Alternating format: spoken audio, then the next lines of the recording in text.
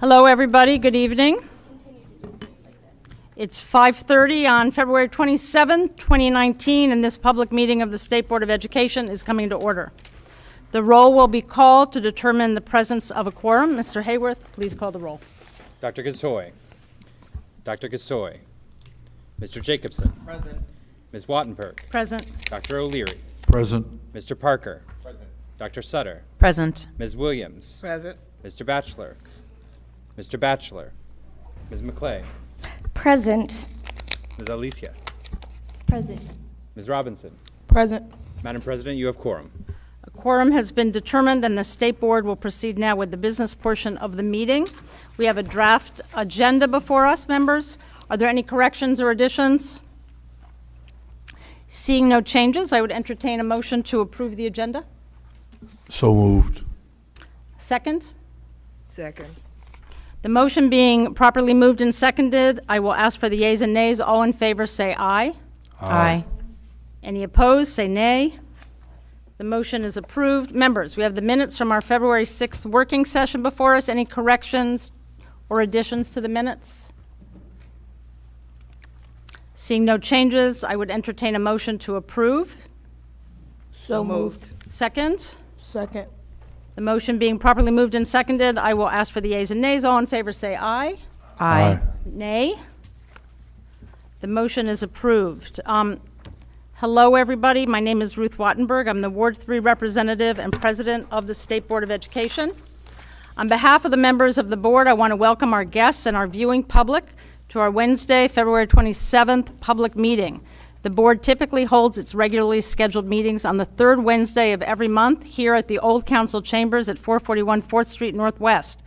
However, we are hosting this meeting 1 week later to accommodate the public school winter recess. In addition to broadcasting this meeting live via the District Knowledge Network, we are also live streaming via Periscope on Twitter, and the video for the meeting will be posted on our YouTube page once the meeting concludes. Tonight's agenda includes a presentation of a ceremonial resolution to an outstanding educator and leader, Lakeisha Brown, the 2019 Teacher of the Year from DCPS. I want to welcome her and her guests to our meeting tonight. Thank you for all that you do on behalf of our students. We will also consider ceremonial resolutions to honor the efforts of the Korean American Grocers Association of Greater Washington to provide scholarships to our students and the Our Lives Matter teen campaign. We'll speak more about their work in a few minutes. We are also continuing our work tonight on teacher and principal retention, specifically around the need for better data on the issue, a recommendation we have heard loudly and clearly at previous public meetings and at our November forum. More specifically, there's been a recommendation for a universal database with information related to teacher and principal turnover to help us better understand what's needed and what we should call for. I'm pleased to say that we will hear tonight from deans and leaders of the schools of education at Howard, Trinity Washington, and George Washington University about the kinds of data that would aid their efforts. We will also hear from those most impacted by excessive turnover, our students. It is crucial that we understand how the constant churn of teachers and principals can hurt the quality of their educational experience. We will also consider two resolutions establishing the sense of the State Board on two important issues, school mental health and budget transparency. Our state superintendent, Hansel Kang, is unable to join us tonight, and I want to welcome her chief of staff, Shauna Young, to our meeting. Thank you for joining. Do you have any comments that you'd like to give? Thank you, President Wattenberg. I'm Shauna Young, the Chief of Staff at the Office of the State Superintendent of Education. Superintendent Kang is unable to attend this evening due to business travel, so I will be standing in for her today. I do have a few comments on the business of the board tonight. Tonight, the board will be considering SR19-4, which as proposed expresses budget transparency as an important goal for the District of Columbia. I know there is significant public debate on making sure that the public has information on how tax dollars are spent in our schools. I would like to briefly comment about the financial reporting requirements under the Every Student Succeeds Act that OSSE is already well on its way to implementing. ESSA requires that the District of Columbia and all states publish per pupil expenditures for each LEA and school on the annual report card. This must include personnel and non-personnel expenditures of federal, state, and local funds disaggregated by source of fund for each LEA and school in the state. Publishing per-pupil expenditure data for each school and LEA will give the public useful information about how much federal and local dollars are spent in every school. The financial data can be used by families, school leaders, policymakers, and other stakeholders to make more informed decisions about all DCPS and public charter schools. Financial data collection will begin following the completion of the LEA's FY19 fiscal year, and final financial data on the DC school report card will be uploaded in May 2020.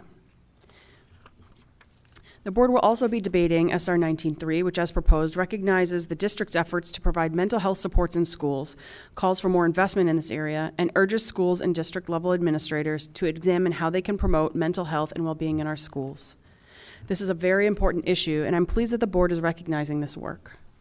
We know that some of the complex behavioral and mental health needs that our students face can make it more challenging for them to learn. Under the mayor's leadership, the district has invested in school-based behavioral mental health services. OSSI is proud to supplement the district's investment of local funds with an additional $8.8 million in federal funding through a new grant called Project Aware. This investment will support 15 schools across 3 LEAs, DCPS, KIPP, and Friendship Public Charter Schools, as they implement an integrated service delivery model that emphasizes services within schools and communities to better meet our students' health needs. In addition, OSSI continues to provide professional development to educators in an array of behavioral support trainings. We also continue to leverage the biannual Youth Risk Behavior Survey to help LEAs understand their students' unique health risks so they may take more targeted action. I wanted to also highlight that we are proud to be hosting our first School Climate Conference, a call to action transforming school culture and climate. The conference will take place on May 10th, 2019, and will convene educators, stakeholders, and partner agencies. The conference will feature workshops on how to create school climates that are safe, promote effective teaching and learning, and foster strong interpersonal relationships using a lens of equity and cultural competence.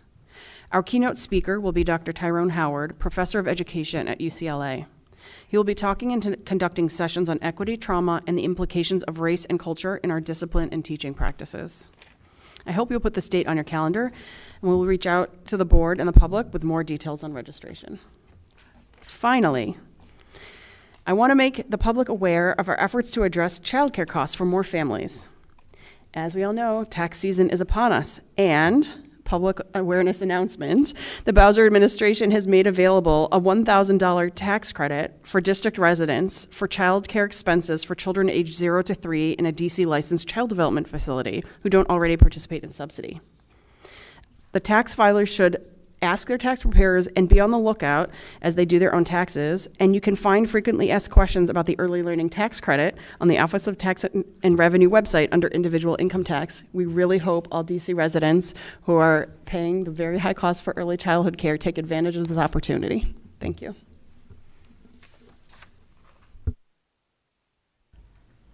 Thank you very much, and welcome to those of you who have just walked in. Tonight, the State Board will be considering 3 ceremonial resolutions. We use ceremonial resolutions to recognize and honor people, schools, or items of note. Our first resolution honors Lakeisha Brown, the 2019 DCPS Teacher of the Year.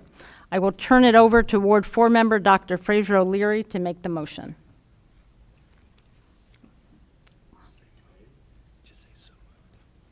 So moved. Oh, so. I'm still a rookie at this.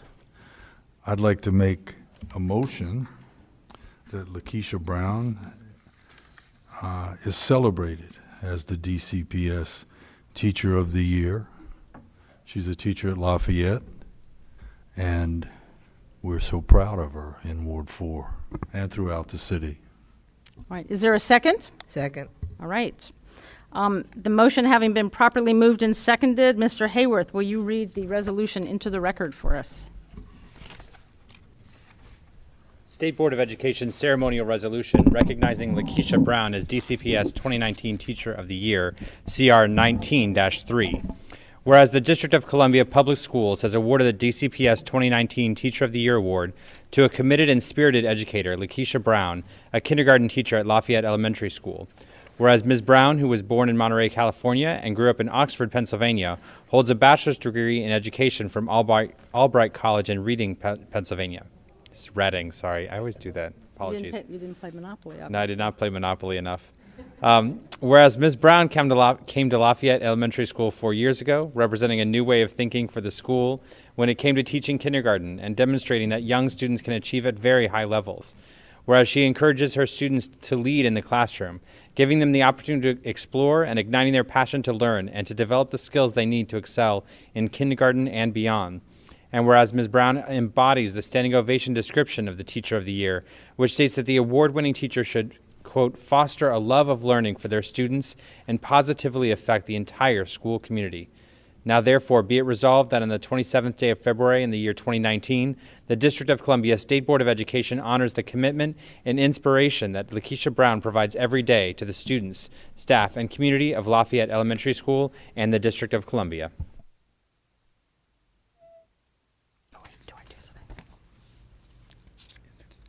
Is there any discussion? Are we going to? Okay, thank you. We're going to do our ceremonial photographs in a minute. We're going to hear the other. All in favor, say aye. Aye. We're all rookies. Okay. All opposed, say no.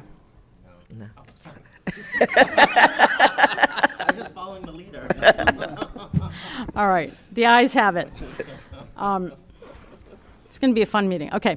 Our second ceremonial resolution recognizes the work of the Korean American Grocers Association of Greater Washington. Mr. Batchelor, would you like to make the motion? So moved, Madam Chair. Is there a second? Second. Having been properly moved and seconded, Mr. Hayworth, please read the resolution. State Board of Education ceremonial resolution recognizing the commitment and advocacy efforts of KAGRO-DC CR19-4. Whereas the Korean American Grocers Association of Greater Washington, KAGRO-DC, is an advocacy organization dedicated to furthering the interests of Korean American business owners in the District of Columbia.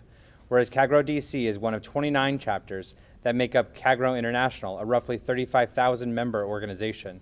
Whereas KAGRO-DC supports district communities and the district's future leaders by awarding financial scholarships to local high school seniors at an annual scholarship award banquet where it honors scholarship recipients and their families. Whereas since 1987, KAGRO-DC has awarded over $300,000 to more than 320 district students through its annual scholarship award banquet. And whereas on January 27, 2019, KAGRO-DC held its 30th annual scholarship banquet and awarded $15,000 to 15 high school seniors for their accomplishments and commitments to attend college in the fall. Now therefore be it resolved that on the 27th day of February in the year 2019, the District of Columbia State Board of Education acknowledges the commitment and advocacy efforts of the Korean American Grocers Association of Greater Washington, its president, John Yu, and their work to ensure the educational opportunities are accessible to all students in the district. Thank you. Is there discussion on the resolution? Madam President. Yes. So first, I'd just like to briefly thank all of the members of the Korean American Grocers Association, including its president, John Yu, for all the work that you guys do consistently, both in enriching and serving our communities through your proprietorship, but also thinking it not robbery to organize around making sure that our young people are enriched. As a 2011 recipient of a KAGRO scholarship, I know it really made the difference as I was starting out my journey, and I know it makes the world of difference for students not only in Ward 8 but all over our city. And so we just wanted to take a moment to thank you for the consistent work you've done over the last 30 years to enrich students in our community and also every day to support our communities through your businesses. So thank you so much. Thank you, and also thanks to Ms. Brown. We have a third resolution. Oh, I'm sorry, we have to vote. Okay, all those in favor say aye. Aye. All opposed? No? The ayes have it. Okay. Our third ceremonial resolution recognizes the importance of the Our Lives Matter teen campaign. Mr. Batchelor, would you like to make the motion? So moved, Madam President. Is there a second? Second. Discussion? Oh, no, not yet. Wait, No. okay. Having been properly moved and seconded, Mr. Hayworth, please read the resolution. State Board of Education ceremonial resolution recognizing the activism of Our Lives Matter, CR19-5. Whereas the Our Lives Matter teen campaign is a DC-based movement led by Black and brown teens seeking to be heard on issues affecting their lives and communities. Whereas Our Lives Matter was started in October 2015 by students and is supported by the Boys and Girls Clubs of Greater Washington. Whereas LeVar Jones, teen director of the FBR branch of the Boys and Girls Clubs of Greater Washington, has elevated the campaign and its teen activists by encouraging their leadership and promoting their efforts. Whereas the teens of Our Lives Matter have attended the BGCA National Keystone Conference for 2 years, and each year have presented to their peers about ramping up activism in their own communities. Whereas the Our Lives Matter campaign has engaged over 1,100 teens in conversations on topics that affect their lives, promoting and valuing the expression of their opinions and description of experiences. And whereas the activity of Our Lives Matter on social media further promotes their work and elevates the profile of their activism. Now therefore be it resolved that the DC State Board of Education recognizes the teens of Our Lives Matter for lifting the voices of their peers in the District of Columbia, Virginia, and Maryland, and be it further resolved that the State Board recognizes the ongoing work of LeVar Jones and his dedication for developing leadership among teens of color in the city. Thank you. Is there discussion on the resolution? Madam President? Yes. One, I want to thank my colleagues' indulgence for recognizing a group of young people who work consistently to be an outspoken voice for their peers and the issues that affect them the most. And not only are these young people speaking out, but really affecting change in very tangible ways. Over my 2 years on the board, I've gotten to work closely with the Our Lives Matter teen campaign on a lot of different things, including our work around safe passage in our community, our work around so many different initiatives that affect student safety, that affect gun violence, that affect their right to vote at 16 years old. These young people are always on the front lines, really speaking truth to power. And that's only possible, I think, through both their dedication, but also the hard work of their advisor, their mentee, their big brother, LeVar Jones at Boys and Girls Club, FBR. So we are very proud of these young people for all of the work that they do and will continue to do on behalf of their peers, including our brother Gary, who just represented our city at the Youth of the Year competition, and we're very proud of you. And we just wanted to take a moment to recognize all the hard work you're doing and really acknowledge that we need you to keep doing it, because it's the young people of this city raising their voice that's really going to make the difference when it comes to the issues that matter to you most. So thank you so much, and thank you to my colleagues. Thank you so much. Okay, if Ms. Brown and the motion is now on approval of the ceremonial resolution. All in favor, Madam say President, aye. is there additional discussion? Is there additional discussion? Tatiana wanted to speak. Tatiana? Thank you. I just wanted to say, from going to Ballou and being a youth myself, I'm proud of y'all. Continue to make our community proud. From seeing Mr. LeVar at the Boys and Girls Club on weekdays and weekends, leading the youth, especially young men, I'm proud. I'm proud to see a black female with them as well, so great job, and just continue to make us proud. Thank y'all for representing us. Okay, the motion is now on approval of ceremonial resolution 19-5. All in favor, say aye. Aye. All opposed, no. The ayes have it. Okay, now, if Ms. Brown and the representatives from KAGRO and the Boys and Girls Clubs could come to the front, the State Board will take a 5-minute recess to present the resolutions and take a few photos, and then we'll return with public comment.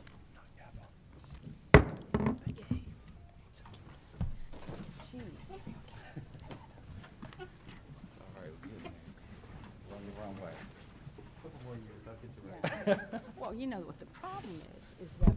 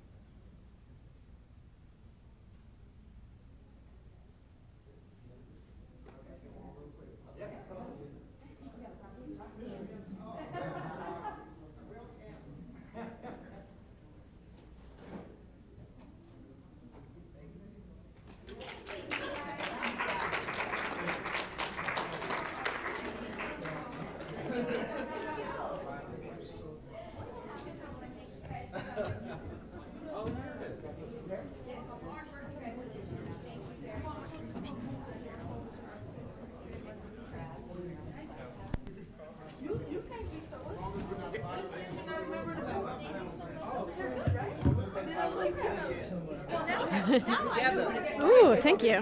Prizes. She might want to. And I have the best. Thank you very much. Love it. There you go. Don't even matter. You can make that out of order. Oh, I love this. Yeah. There. Oh, thank you very much. Things I aspire to. I know. Yeah. It's all right. I'm big. But my house, we have a backyard. Moving a lot. Both of those are more than I got, Karen. I'm not due till June. But he's already measuring at 22 weeks. He's already a pound. So yeah.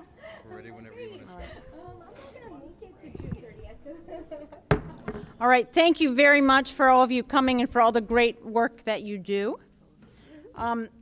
The State Board welcomes public participation in activities under our authority. At every public meeting, We begin with testimony from public witnesses on education-related matters. Your comments will become part of our official record. If you are a member of the public and would like to speak at a future public meeting, please contact our staff by email at sboe@dc.gov or by calling 202-741-0888. Tonight, we have 7 public witnesses. If witnesses have provided written comments for the record, those are available on our website. We will have 2 panels of public witnesses tonight. As I call your name, please come down to the table. Our first panel will be Sally Schwartz, Globalize, DC, Chidera, Onyeka, a senior at Banneker Academic High School, Jacob Bournazian, Ward 6 resident, and Laura Fuchs, Washington Teachers Union co-chair.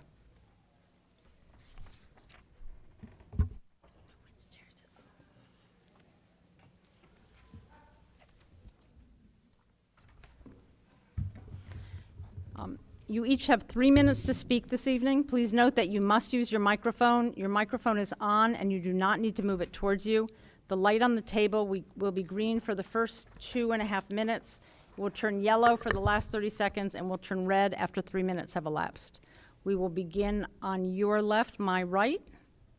Schwartz, please begin when you are ready. I'm ready. Thank you. Good evening, everybody. I'm Sally Schwartz. I'm the director of an organization called Globalize, DC. We work to increase access to global education, language learning, and study abroad for DC public school students. For several years, we've been here before this board to advocate for competency-based credit for world language, and that's why I'm here, and Chidera is here with me today. Twice the board has voted in support of this policy. In 2015, the board adopted a set of recommendations growing out of the work of the High School Credit Flexibility Task Force. A provision that students be allowed to receive credit for demonstrated knowledge in world language was included, but that recommendation was later stricken by OSSE. And then again in May 2018, the board included competency-based credit for world language as part of its high school graduation requirements task force recommendations. And these were approved and forwarded to OSSE. And again, as far as we know, nothing has really happened to move these towards implementation. So we're here just to urge you. I know there are new members of the board. We really think this is an important policy, and we want to see this happen. And especially when we include students in our advocacy, we want to carry things through to the end and or hear if there's a problem. For the benefit of those new board members, just to share a little bit about competency-based credit for world language. This would mean that a student who takes language outside of the classroom can take an internationally recognized test aligned to standards to earn high school credit that would appear on their report card. This could be through an after-school program, such as a program that we offer, or study abroad, or living abroad, or through an online course, or in the case of heritage speakers, it may be a language that they learn at home. This policy could be a tool for expanding access and choice, and for reducing the really serious inequities we have in language options for students, particularly for students in east of the river schools or east side schools or small schools where language options are really limited. We also see this as a way to work towards better articulation from K through 12 in language learning, and also to prepare students for careers that require languages. Just want to say that we are a language-rich city. We have a lot of expertise in this city. Globalize DC and our partners are really eager to help see this happen, and we're happy to help as you see fit. Thank you. Madam President, I apologize. We're having a little trouble hearing on the broadcast, so if you could actually move your microphones a little bit closer to you, that'd be great. I apologize for the miscommunication. Do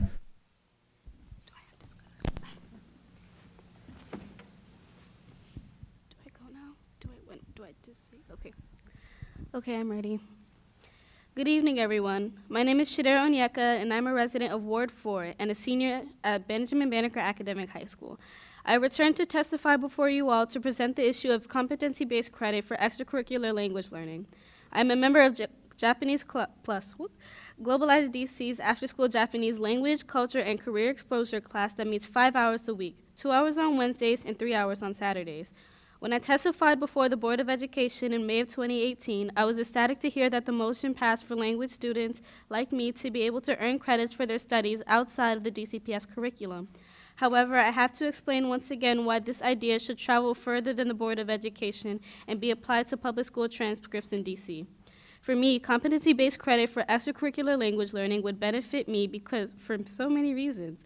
The first and most important to me is that I want to further my Japanese education in university.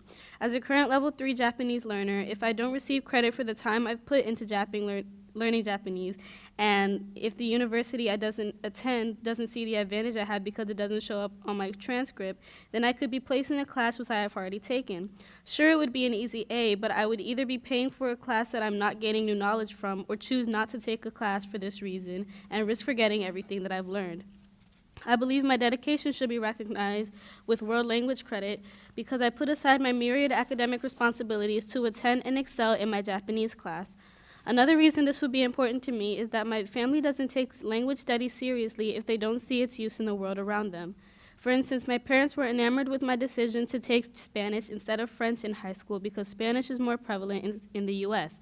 However, Japanese isn't as prevalent in Spanish, but to me, fluency in Japanese matters because I want to further my career goals while maintaining ties to Japan, meaning that my Japanese study is important to me, but not to my parents. If my parents can see that I am benefiting from this by earning credit that shows up on my report card, they would be less skeptical of my study of a lesser-known language. Now, I consider myself an exceptional Japanese speaker, far beyond the level that I have received credit for, level 1. Therefore, to conclude, I was excited to hear that I would be getting credit for my Japanese study because it would assure me that my hard work isn't going to waste, but it seems that we keep having to push for extracurricular language study to be accredited for in DC public schools. I would hope that in my case this reform doesn't come too late, but I wish to see it for other students who struggle attaining sufficient credits for graduating from high school, so that they have a way to make up those credits and not risk failure to graduate due to a few missing credits. Thank you so much.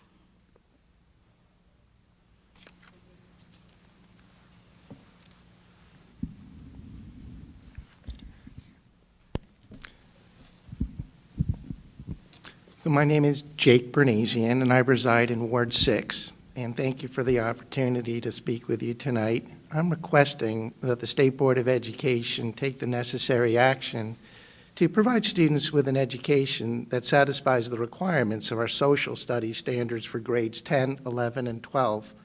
In grade 10, the curriculum covers the Industrial Revolution to the modern world. And in section 10.4, it's covering the Great Wars to 1945. Standard number 10.4.6 states to describe the human rights violations and genocide, including the Armenian genocide in Turkey. This is all part of the World War I curriculum. So for over 13 years since the social studies standards were written, students have never received any education on 10.4.6 relating to the Armenian genocide. There are free educational materials that are available. The Genocide Education Project, ArmenianGenocide.org. Those two websites alone are providing materials for over 25 states. So these education materials are free, and so I'm requesting that State Board of Education use its oversight, leadership, and support to work with the state superintendent of education and provide these educational materials so that the teachers will have those materials and they'll be able to provide an education on the Armenian genocide that satisfies social studies requirement 10.4.6. In 2008, the City Council unanimously passed a resolution declaring that Washington, D.C. was the first human rights city in the United States. And so we have the resources and capability to provide an education on the Armenian genocide. So the DCPS really needs to meet the standards adopted by the city government. And they could do this with the support of the State Board of Education and the State Superintendent of Education, and so that by providing these educational materials. So let's share the vision of our City Council from 2008 and make Washington, D.C. a human rights city, and by providing DCPS students with an education on the Armenian genocide that meets the requirements of Social Studies Standards 10.4.6. Like I said, world history 2 teacher, and I do teach it, but you're right, it's not required, or it's not in the curriculum. It's just a standard I cover. So some kids do learn about it. Sorry. Okay, just I teach World 2. That's what I teach. My name is Laura Fuchs, and for the past 12 years, I have taught at H.D. Woodson High School. Today, I'm here to ask, what is our commitment to building a democratic society and to democracy itself? Our local public schools need your help. We need your voice, alongside our parents, teachers, and students as we fight to preserve our democracy. Neighborhood public schools are the foundation of our society and our future. When are we going to be serious about making sure that they are receiving and spending the money that they deserve to benefit all our students? Ultimately, we put our money where our mouths are, and the decision-making process of how that money gets spent is one of the cornerstones of that democracy. Despite promises that are made every single year to make the process more transparent, DC has yet to deliver on that promise in either DCPS or the charter schools. Please support any budget resolution that calls for more transparency. Admittedly, I haven't seen it, but more transparency. Continue to push through the ESSA task force process to get DCPS and charter schools to be open and clear with where they're spending money and using the same language to describe spending year over year. All of us have the right to know how our money is being used, to make sure it is being used to the best benefit possible for our students. The situation is dire. All 3 comprehensive high schools east of the river this year, next FY20, Woodson, Anacostia, and Ballou, are facing extreme budget cuts. They are not entirely visible, and this is in large part due to the lack of transparency in DCPS. If you look at the published budget sheet, H.D. Woodson looks like it's losing around $30,000, and it changed yesterday. It was down. It doesn't seem so bad. So when we have our LSAT meeting, one might wonder why it is that we're talking about cutting 7 to 8 school personnel, many of them teachers, around 10% of our current staff. We're also slashing our non-personnel spending budget by close to 50%. That would be because we're actually losing between $1 to $1.5 million in spending this year. The first hidden cut comes from the putting of security on our school budgets and taking it off the central office budget. This may be a fair move. The money is being spent on a service inside of our school, but it makes it look like our budget allocation has gone up from the year before by $590,000. And that is money that we cannot touch. Anna's is bigger and Ballou's is bigger still. So we didn't get that money, but it looks like we did. Then we saw a cost increase of 4.1% across the board for personnel. And so that means we can purchase less than we had. It also makes it look like we receive more money, but we're getting less for it. So with that, we're effectively losing between $66,000 to $100,000 per student that has been taken off of our roll. That's what it really amounts to. And Anacostia and Ballou, from what I've seen, it looks even worse. And so the 3 East River high schools are facing the largest cuts, and if this is equity, then I don't know what our city's up to. We can't retain teachers if we can't retain a budget. This has been consistently the case. Last year, we had to excess teachers, several. The year before that, we had to excess positions, but managed to only do it for people who are already retiring. Every single year since I've been at Woodson, we've only seen increases twice in our budget. Every other time we've made cuts. That's 12 years of cuts. Sorry, I'm done. Thank you. Okay. Thank you very much for your testimony. Are there questions from members? Dr. O'Leary? Yes, I have a question for Ms. Schwartz. You've testified that the recommendation was stricken by OSSE. Can you explain that, please? Because All I know was from a document that I read from, I believe, the state, just a document that said that it was stricken and further discussion was called for. and the further discussion I don't know. hasn't been made? Yeah, I think I read that kind of recently. It just sort of disappeared, as far as I could tell. I just don't know what happened to it. And then you talked about that there was a, the recommendations were approved and forwarded to OSSI. Are they still in the ether? I think they're at OSSI.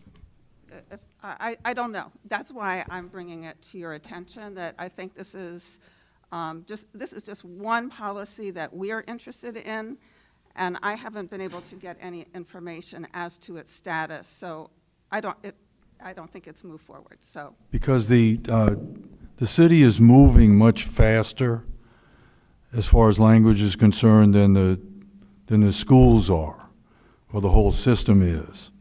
And it's really unfair to students who can speak more than one language to not get credit for that language. And I think that's something that's very important that we should work on. thank you. Marcus? Thank you, Madam President. So first, I think to Dr. O'Leary's point, we voted to advance the recommendations of the high school graduation requirements task force that I had the privilege of co-chairing, and have been in active conversations with OSSI about the future of those recommendations. I think that there's some questions and mechanics that we're working through actively with OSSI right now in order to move those forward. But I thank you, Ms. Schwartz and Ms. Onyeka, for joining us, not just today, but previously, to be very outspoken about the tremendous opportunity it would mean, not just for students like you who are gaining this opportunity in such a unique way, but also, like you said, for our students who go to schools that don't have the large breadth of curricula, of course choices, and also our small schools who just can't afford to foot the bill to provide them. And so I think it would be a tremendous advantage to many of our students in the system. And so I know there's a particular interest in advancing those recommendations that came out of that report, and we, the leadership, had our first sit-down meeting with the Office of the State Superintendent, where that was a significant amount of the conversation. So we'll continue to update the board as those advance. But thank you for that, and I think just to Mr. Bournazian. Yes. Obviously, I think you know that I think it's been an interest of many members of the board to ensure not only that our students are getting the proper amount of instruction in social studies and science among them, but that we also enhance them and right-size them for our present day. The fact is our standards for social studies are a little more outdated than most other standards that we have currently, and so I think it's been an interest of many in the community to make sure that those standards are updated, but that when they are, our students are getting that breadth of knowledge and experience that we know boosts achievement and is really important for their long-term success. So I appreciate you for mentioning that, and Ms. Fuchs, I think we talk all day long about I think our mutual desire for more transparency, and so I appreciate your comments around that, and it's something that I think the board is also discussing later this evening. So look forward to a robust discussion among my colleagues about how we advance that conversation as well. So thank you so much. Madam President. Dr. Sutter? Mr. Bournazian, thank you for coming. I received the testimony that you provided to other committees, specifically in front of the council, about this issue. And one of the questions I wanted to ask is, how was it received? Were there questions asked of you? Was there a general sort of perception that this is a necessary topic not being covered?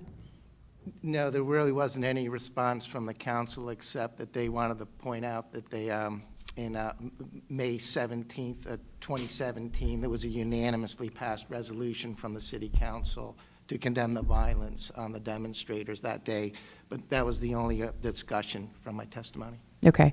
I'll add on to what my colleague, Mr. Batchelor, said. Social studies, I was a social studies teacher. The focus on social studies instruction is really important to me in all of our schools, both DC Public and Public Charter. The focus on the social studies standards, looking at them, making sure that we can think about how to update them appropriately, how to make sure they're enhanced, but also to make sure that we have the materials, to Ms. Fuchs's point, in the curriculum so that our teachers are teaching really important issues and thinking about why issues like teaching about genocide matters for our humanity, right? Not just for this standard and any specific genocide, though all of them ought to be covered, but what it says about our humanity, that we're not talking about that with our young people, that we're not cognizant of that. So thank you very much for coming. I look forward to further discussion with you as my constituent. Thank you. Any other? Madam President. Thank you. I have several questions, so I'm going to go through a few of these rapid fire. Ms. Schwartz, outside of the logistics of submitting the recommendations to OSSE, I did have just some more technical questions around what your organization proposes in terms of the flexible credits. Is there a certain number that you proposed or a limit thereof? So is it 1 credit, multiple credits? So honestly, we've had this discussion a long time. From our point of view, we want study of languages to offer credit that appears on a report card. I think there are a whole set of questions about up to how many credits could be offered. The tests are very clear about what equates to level 1, level 2, level 3, or 4 credits, whether that counts towards graduation and so on and so forth. I'm pretty agnostic on it, to be honest with you. I think it needs to be a conversation with the community, with many different communities, looking at what other states are doing. So I kind of stay out of it. To me, the important thing is that language study outside the classroom, because there's so much of it and it's so authentic, gets counted, and students can continue to move forward with that language study rather than drop it and be forced into Spanish 1. Gotcha. Second follow-up question. I know there's a larger, well, I shouldn't say larger, I know that there's other movements around language access in the city.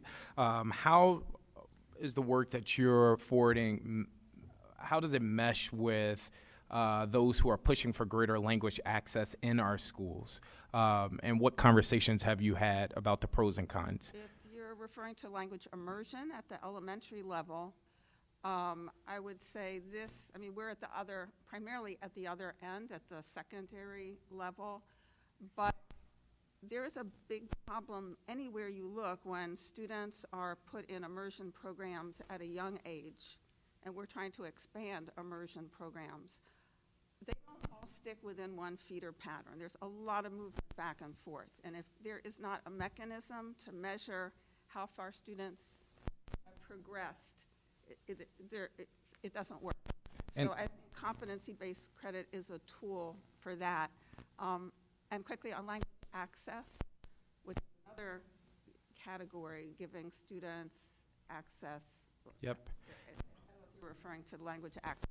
Well, I think it's a host of issues, from language immersion to language supports programs. And then lastly, and I know I'm running short on time, in terms of equity, what potential strains might providing high school credit to students who are able to have the resources or means to access programs, whether online or external to school, pose on our students who may not have those means? In other words, have you considered some of the barriers to equity if one student might be able to afford said program that gives them credit versus the student that doesn't have those means? Everything we do is free, and what I'm talking about is the ability to offer access to free programs. Gotcha. That's So good clarification. Okay. All right. Madam President, is it possible to extend my time by 2 minutes? No. Okay, fair enough. I'm sorry. We have a huge agenda tonight. So any more questions here? Let me just say one thing in response to, oh, I'm sorry, Jack. Thank you, Madam President. Ms. Schwartz, I wanted to say that you've actually missed one of the times that this board has endorsed competency for world languages, which was a third time that this board voted unanimously in July of 2018 to endorse competency credit for languages. And while individual board members may have concerns, the official stance of this board and what we're working on and what leadership is working on is making sure that OSSI follows through on what we want and what you all have been asking. Now, Ms. Onyeka, what languages are currently offered at your school? Okay, at my school is an IB school, and we have French and Spanish up to level 3, up to level 4, and up to IB Spanish 2, Spanish and French 2, and then we also offer Latin. It's not really Great.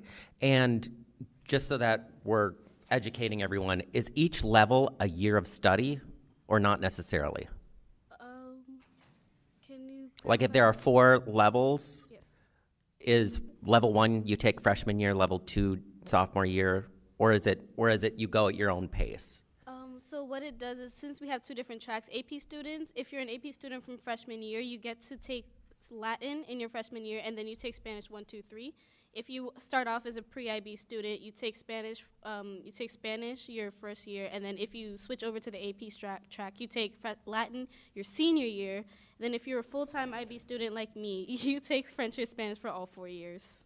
Okay, wonderful. It's an ambitious program, and I'm glad you're excelling. It sounds like you're doing wonderfully. Mr.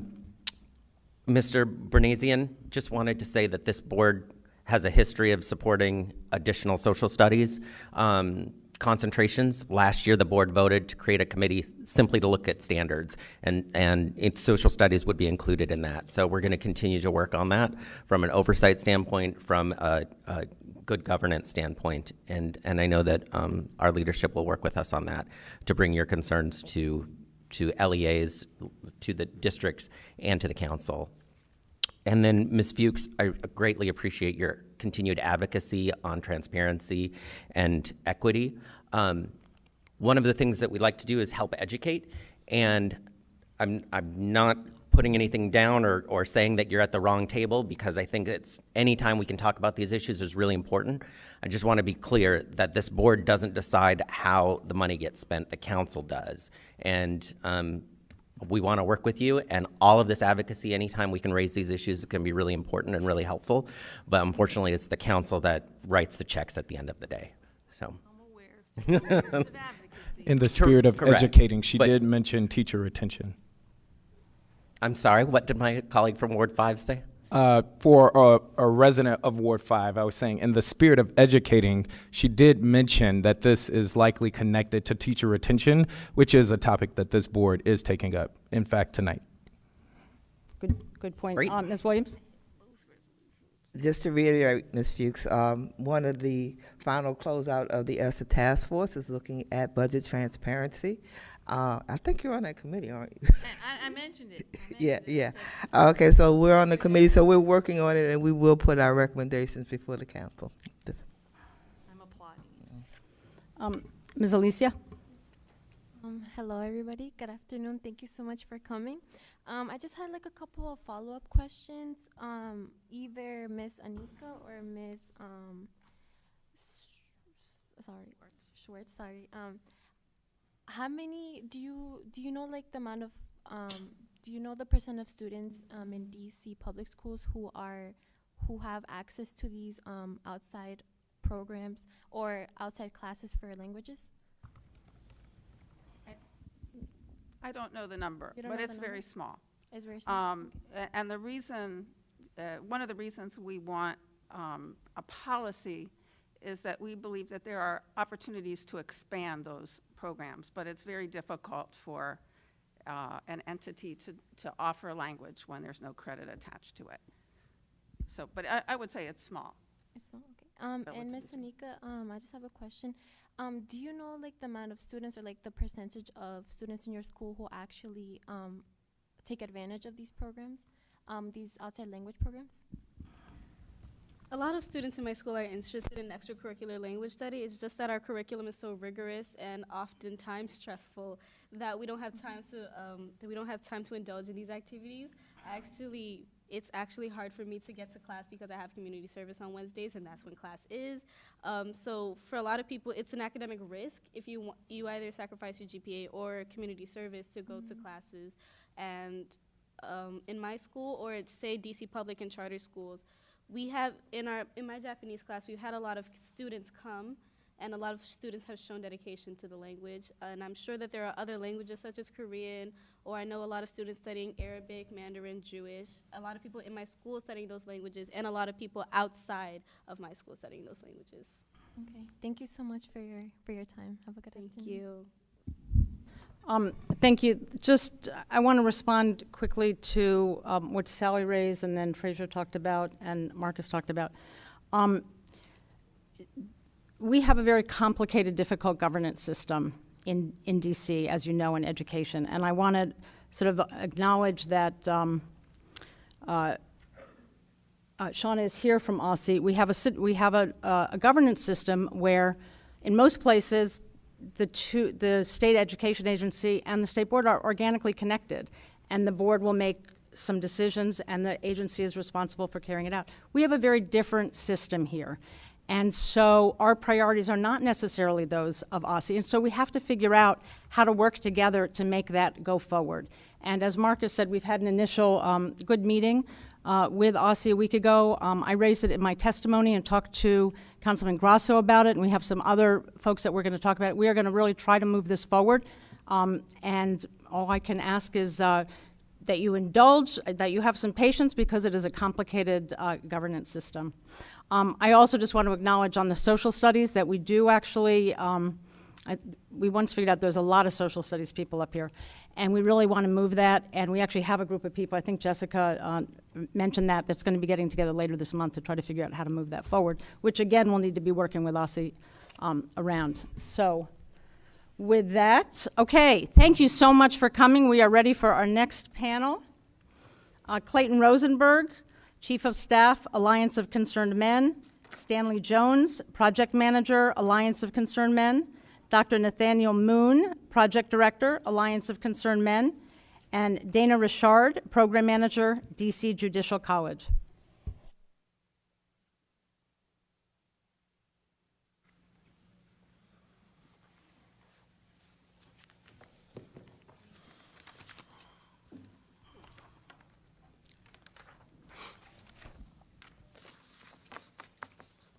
Hello, everybody. You will each have 3 minutes to testify. We're going to start on my right. My right, your left, yeah. You have 3 minutes. The lights will go on and change colors for you. Greetings to the DC School State Board of Education Chair and members. Thank you for the opportunity to address this body. I'm Dr. Nathaniel H. Moone, Sr. I'm a retired secondary social studies instructor, and I was employed by the DC public school system for over 25 years. In that capacity, I received multiple awards and recognition for providing innovative strategies to convey lessons that incorporated the wealth of the city's educational resources. The assortment of learning opportunities available to inner city youth proved extremely successful in helping to realize stated educational objectives of DCPS. I am now a consultant project director for the Alliance of Concerned Men. Today I'm addressing the DC State Board of Education in support of the Alliance of Concerned Men in an effort to help broaden the range of learning opportunities for DCPS students enrolled in both traditional and charter schools. Personal experience in the education profession has furnished anecdotal evidence attesting to the value of student exposure beyond the classroom.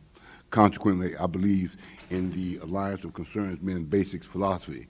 Learning tasks are lifelong endeavors that are comprehensive of the total life journey. As such, every available resource in the metropolitan area should be utilized to further enhance and encourage learning tasks. This realization has been firmly established by the wealth of auxiliary educational programs that reinforce public and private education in the region. Several institutions, corporations, and private concerns are vested in the education of our youth. The Alliance of Concerned Men is one such entity that acknowledges the central role of an appropriate and proper education for the development of good citizenship skills and individual growth. As an active member of the community, the Alliance takes an aggressive approach in confronting issues facing at-risk youth and their families. The Alliance's programs are designed to reinforce and nurture the development of positive social skills. From this perspective, the DC public school system is recognized for the work they do on the front line to educate our youth. And in many cases, we recognize that the system is overwhelmed. You have you have okay. 22 more seconds. Got 30 seconds. So what we're here for today, we wanted to request, we are desirous of having the approval of being granted the opportunity to work in conjunction with DC Public Schools to provide meaningful learning experiences to our youth. And thank you for your time. Thank you.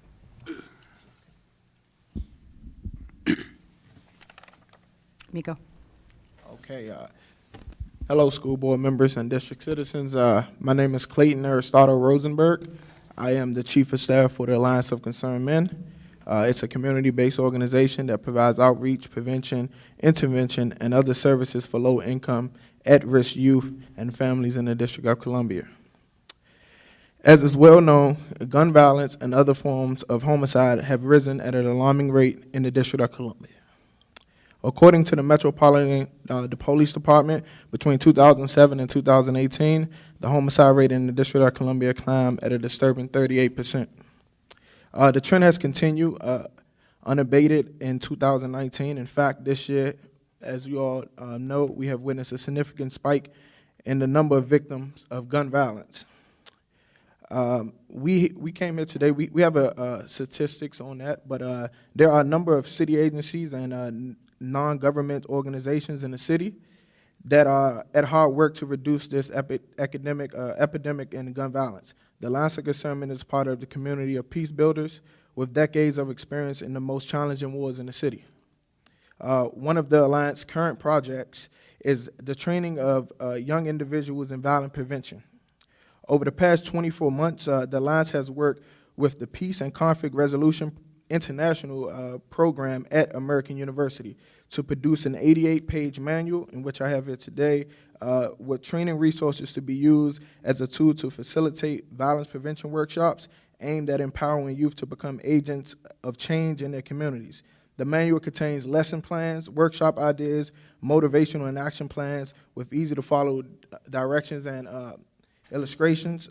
We hope to introduce this manual and accompanying training workshops in DC elementary and middle schools from grades we're considering 4th to 8th grade as part of the curriculum or an extracurricular activity. Experience shows in the state of Texas, in which my colleague will give more information, but they have a conflict resolution manual inside the Texas schools, and it's a requirement to graduate. And we have seen the statistics based upon this type of information. It allowed the students to experience less conflict situations. So the training of the students in negotiation, mediation, and conflict prevention while they are still in school can have a significant positive impact on their lives and the lives of people in their community, regardless of the path they take upon graduating from high school. So that's what we hope to do. We hope to really work with you all and get this manual into the schools, because we know, based upon three decades of experience, it works. And we have plenty of international and DC, I guess local experience in combating conflict. So we'll hope to present that to you all in a more, I guess, a bigger capacity. But good evening, board. How you doing? My name is Stanley Jones. I represent the Alliance of Concerned Men as a project. Excuse me. Sorry about that.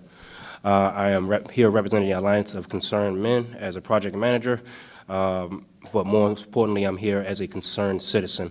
The reason we are here, just as my colleagues have stated, we are in an area where more and more run-ins with the police as far as traffic stops with the community are beginning to happen.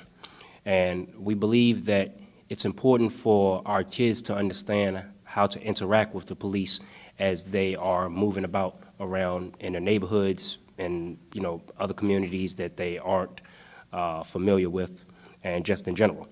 Nevertheless, one of the things that we would like to see the board consider is putting a course in schools where students have the opportunity to learn police interaction, police interaction skills. Texas and Illinois have put these courses in place, and even in Texas, they have become graduation requirements. I'm not sure in Illinois, but in Texas, they have become graduation requirements. And with this, course right here, it actually allows the students to engage in significant conversation with police officers on how to properly conduct themselves during traffic stops and other matters that could help them out as they, you know, grow older in their communities. Hoping that we could chop down on some of this, you know, senseless violence out here with police shootings that's going on. So that's one of the reasons. That's one of the reasons why we're here, along with this conflict resolution manual.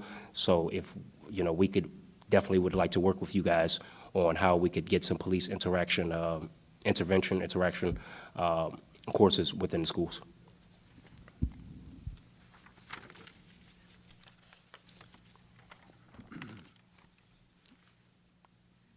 Good evening, Madam President, State Superintendent, board members, staff. Thank you for the opportunity to weigh in on DC teacher retention. I spoke once before on this topic and provided a similar statement. This one is slightly shorter. And I included 2 footnotes that help to provide authority for a couple of the aspects of teacher retention, which are being proposed. What's proposed is a strategic teacher retention and curricular development plan to optimize student discipline, accountability, fitness, nutrition, balance, flexibility, endurance, agility, academic performance, resilience, and general life skills. Proposed, it's a 3-part talent acquisition teacher retention plan that focuses on helping to implement 2 very important recent DC laws that impact students greatly, including the DC Athletic Equity Act and the DC Fair Access to Schools Act more recently. The first of these 2, which was passed in 2017, the Athletic Equity Act funded the restoration to the DC public schools of the foundation sport of scholastic wrestling as both a boys and girls team sport. And that was one of the most ambitious plans put forth by DC public schools in probably 50 years. And because it's a foundation sport, and it is found as a sponsored sport in every public school system in the United States. And there's many reasons for that. Beginning with it's considered a foundation sport because it improves skills in all other sports and fitness and ideal for self-defense. Also needed in DC schools and noticeably missing is mediation curricula and mediators. And so I think, and this is for This is optimal method of dispute resolution, and it's missing from all the public schools and from all the public and private universities in DC as well, missing. Thank you. Thank you very much. Thanks to the panel. Do we have some questions from the members? I see, I'm going to look that way first. Mr. Jacobson? Thank you, and I'll be brief. Mr. Jones, I wanted to thank you for coming and advocating on behalf of students, but I have to say I'm really disappointed that we have to teach the students how to act around adults rather than teach the adults how to act around the students. Yeah. Can you talk that out a little bit? Pardon? Yeah, I think it's a two-way thing. This is this course right here, I think it's useful both in the community for adults and students. It's tough because we try to implement these things in our communities all the time. So this is nothing new. You know, we already see how tough it is to try to get our communities to come out to these community, you know, meetings and things such as that nature. However, I do think that it's a useful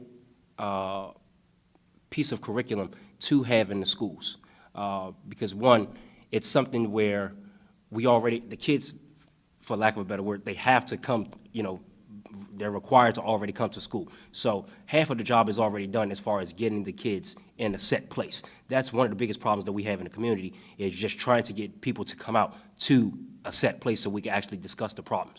So instead of, you know, me trying to fight to, you know, to get it in the community, I'm like, okay, you know what, let's try to fight to get it in the schools. And it's something useful for these kids to know.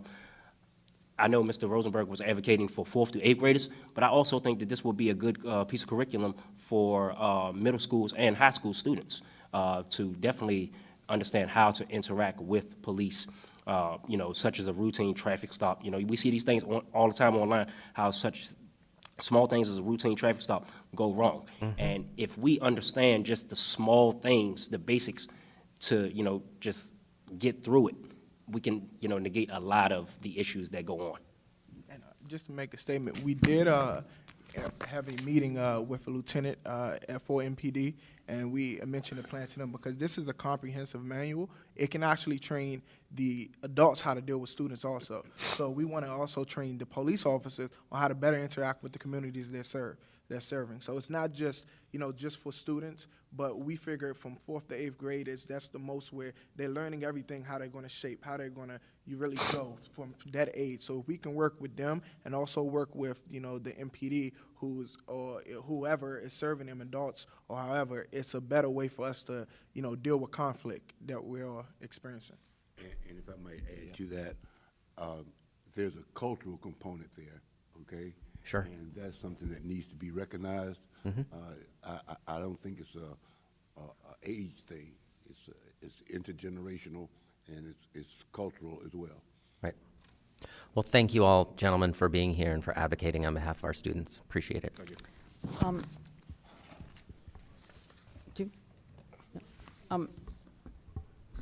Dr. Gassoy. Hi, thank you. So for Mr. Jones, Mr. Rosenberg, and Mr. Moone, thank you. This is for all of you or anyone who wants to answer, because what you're addressing is the need for more real-world learning, and, you know, that's something that's, I think, nobody can argue with, that it's not important. I guess I wanted to ask you to flesh out a little bit for us what a partnership might look like with you, or I know you have a handbook, but yeah, so what is a vision of how this might play out? Okay, so for us, just to give like I guess a brief background, this is our second conflict resolution manual. We had a big launch of the first conflict resolution manual back in, I believe, 5-6 years ago.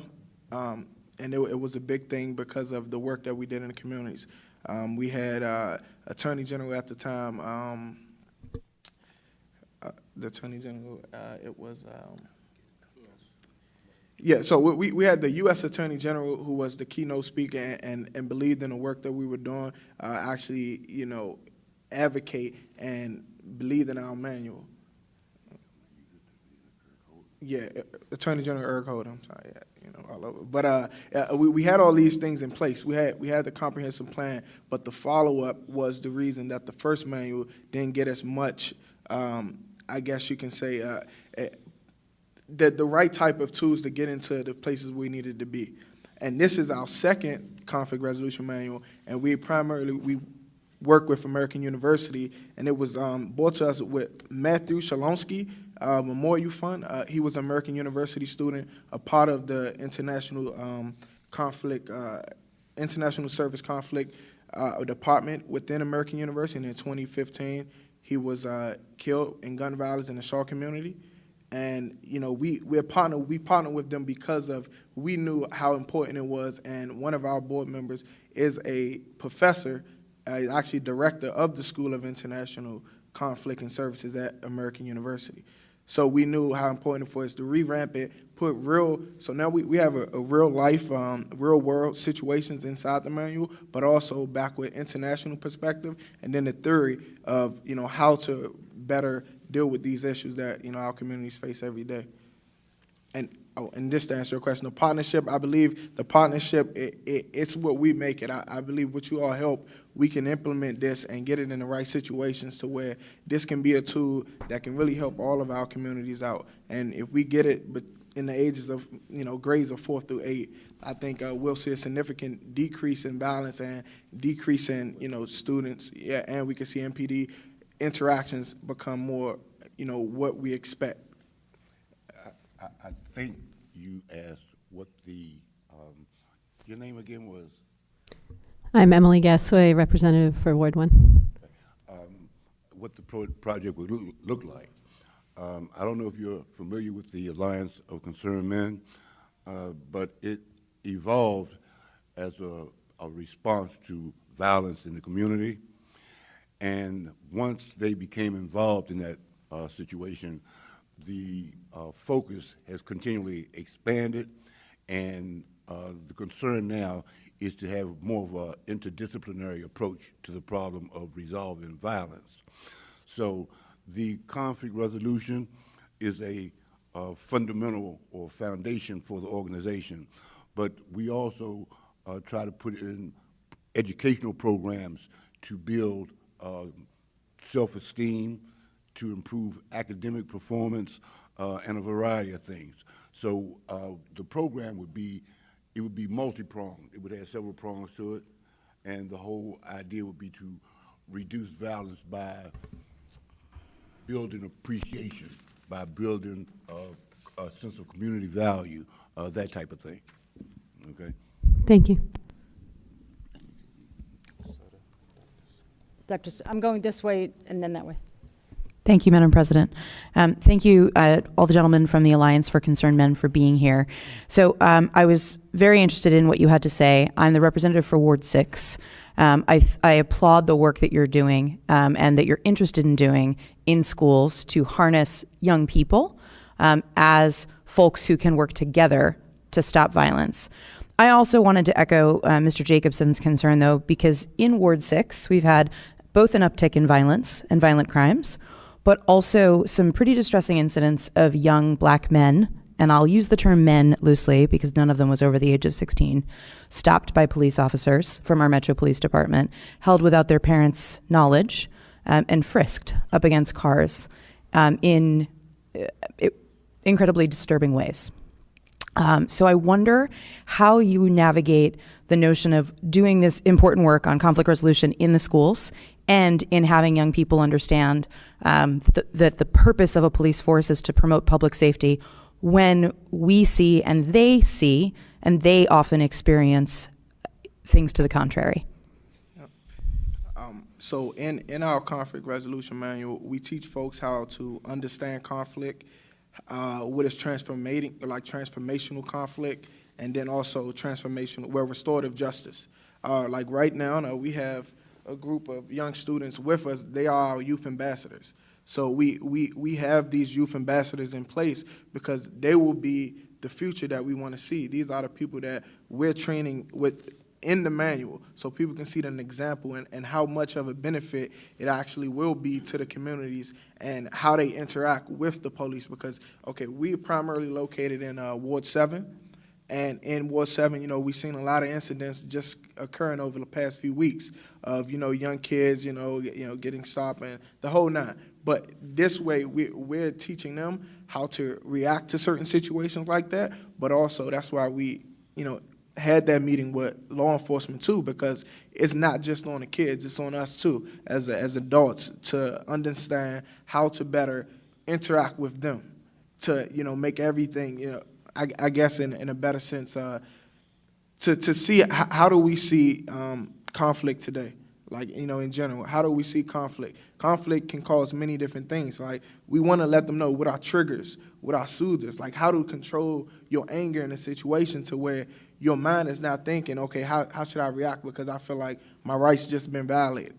We're trying to really teach them all of the moving parts and then how to have empathy at the end of the day. And that's one thing that we really relay into the law enforcement, empathy. And I guess the 3 C's we pretty much stress, and we break it down into those 3 categories. We analyze the conflict, the confrontation, and the compromise, okay? And that's pretty much the structure that we base it in. You know, also what we're trying to do here is that we're trying to create a bond between students and the officer, and that's why I think it's so key that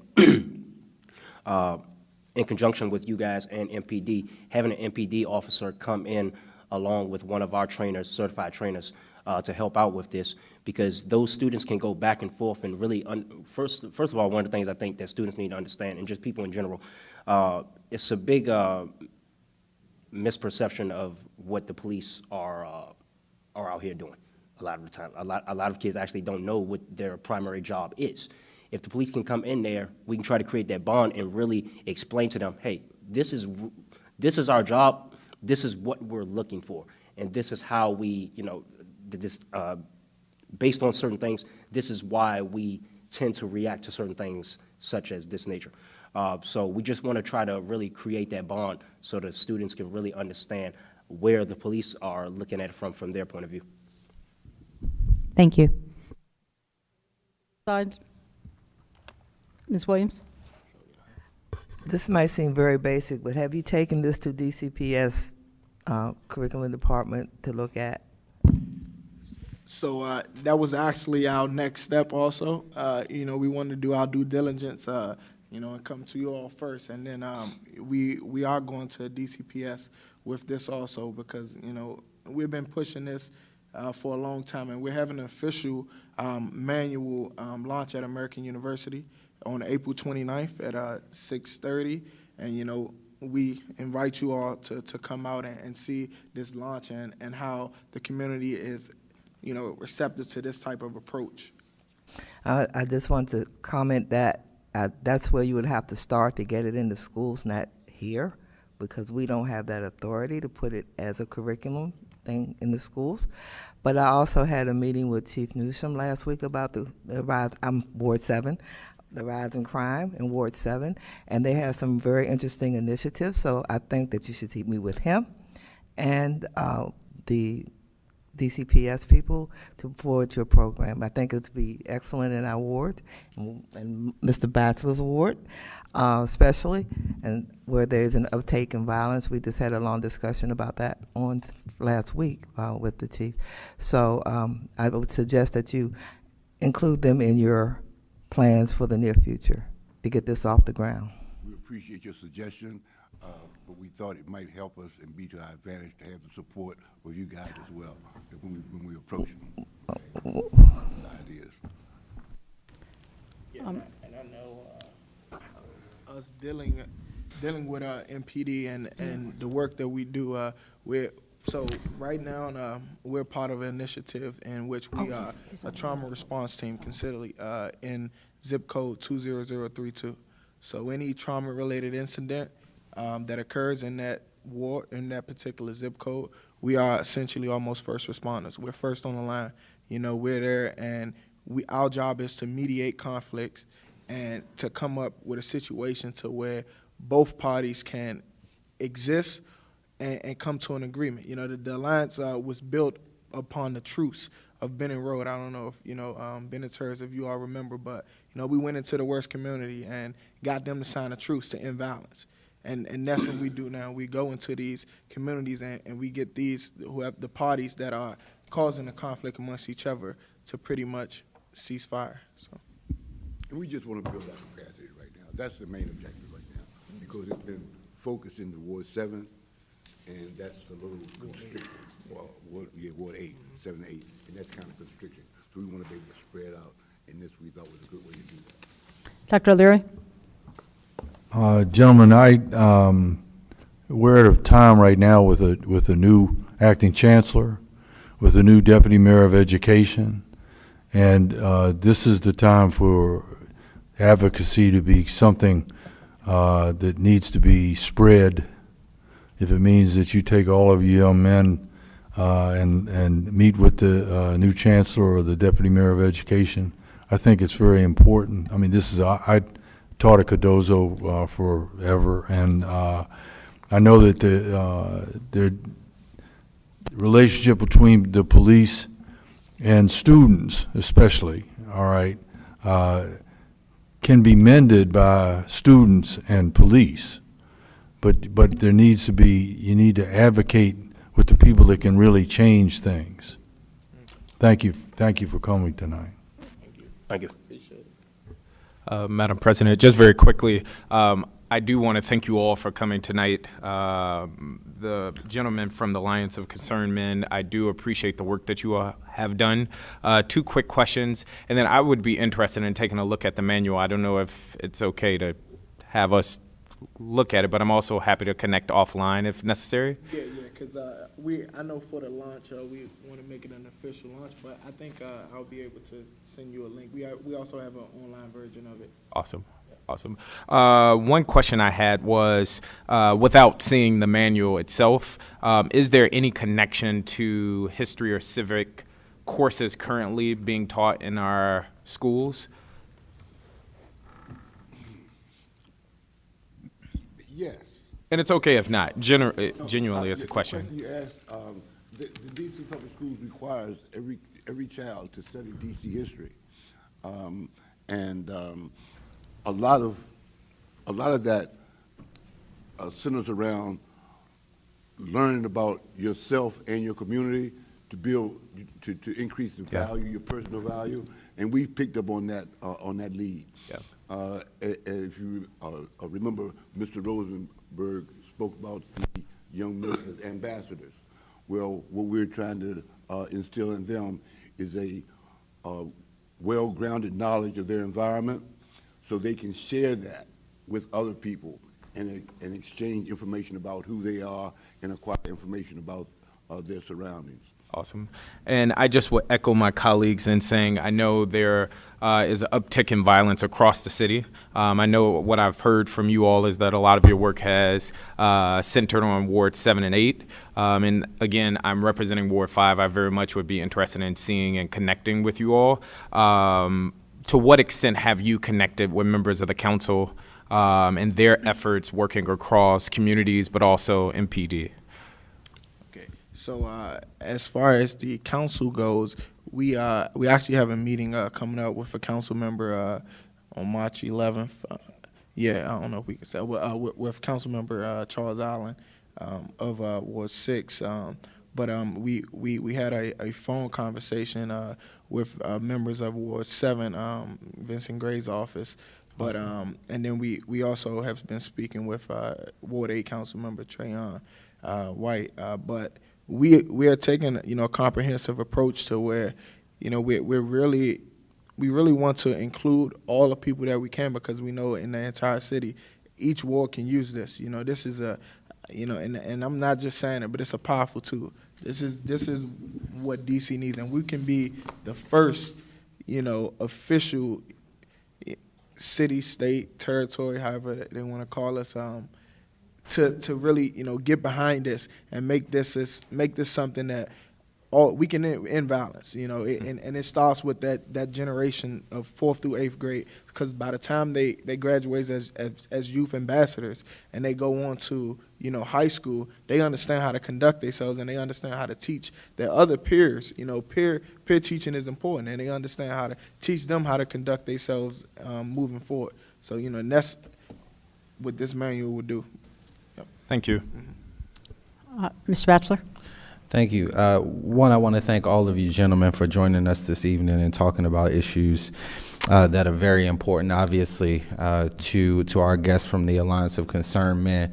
The reputation of your organization precedes your presence here this evening, and so I just want to acknowledge all the work that the Alliance has done over the years, evidence-based and proven work that it has really interrupted violence in our community. And I think, you know, the fact is, and I've said this over and over again, that, you know, strong schools are made by strong communities, right? And it's connections of our schools with organizations like yours that are going to help interrupt violence, that are going to, you know, help secure student safety, right? That are going to do those things that really are important for students and families, and that should both be happening both inside and outside the four walls of a school building.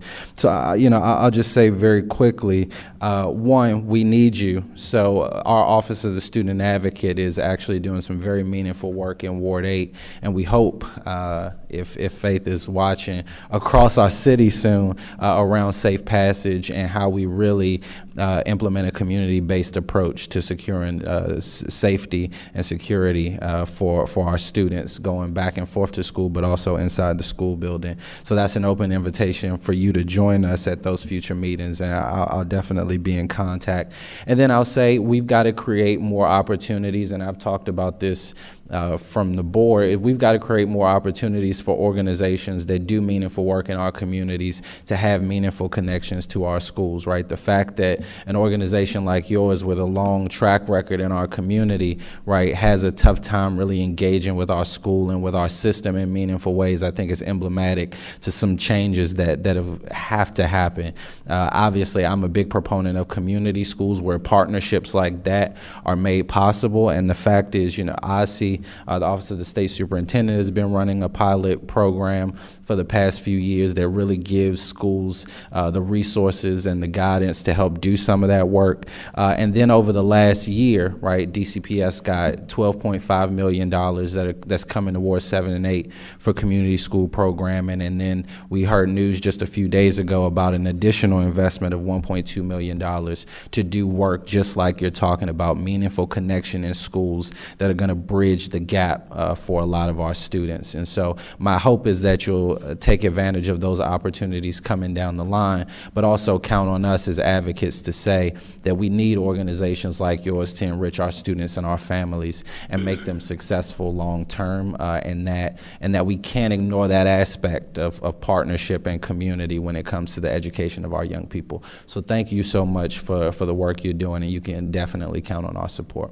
Thank you very much, and that's what we're here for. Like you said, I know you guys said that, you know, we probably shouldn't have started with you guys, but we need as many advocates as we can. So that's right. Yeah. Thanks again for coming. A couple of things that I want to throw out. As you can see, we can't do the curriculum. We're not in the school, so you got great advice about how to do that. But one thing I do want to raise is we have gotten, over the years that I've been here, lots of interest in the issue of life skills. And one of you mentioned the course in Texas that actually is a required life skills course. I don't know that that's a direction DC could go in, but whoever knew something about that, if you could just say, you know, a minute about that. I'm still doing some research on it, but it's called I believe it's the Texas state legislator passed it. It was called the Flashing Lights Bill. Police intervention, how kids can interact with police and police interact with the kids. But I'm pretty sure that the program expands to much more than just, you know, But that's one piece of a broader life skills. Right. Yeah, right. That, I mean, I could see that making some sense. You know, so I think, like I said, once we get the program up, you know, up and running, you know, it's going to pretty much just create legs and start, you know, walking on its own. You know, you start with a routine traffic stop, or, you know, how to interact with a, you know, a police officer that's, you know, quote unquote acting unethically, but, you know, it just expands to, you know, so many other different things. But that's for us to, make it whatever we want it to be. But like you guys said, that's between us working with the, DC schools and the curriculum board, hopefully MPD. And hopefully it's not, the politics doesn't get in the way of it, because it's a good program. And, that's the biggest thing is that, we don't want the politics to get in the way of it. One other thing we talked about, we have 2 offices at the State Board of Ed that deal with issues like this. Marcus mentioned the Student Advocate's Office. And also I want to introduce Serena Hayes, who is our ombudsman, our student ombudsman. And I suggest that you guys also be in touch because she does a lot of work with schools, not directly necessarily always around this, but it includes some mediation work, so there might be some very useful interaction there as well. Okay, well, I think that's it with our questions. Thank you so much for joining us. Thank you so much. Appreciate you all the time. Thank you. Appreciate it. Thank you. What?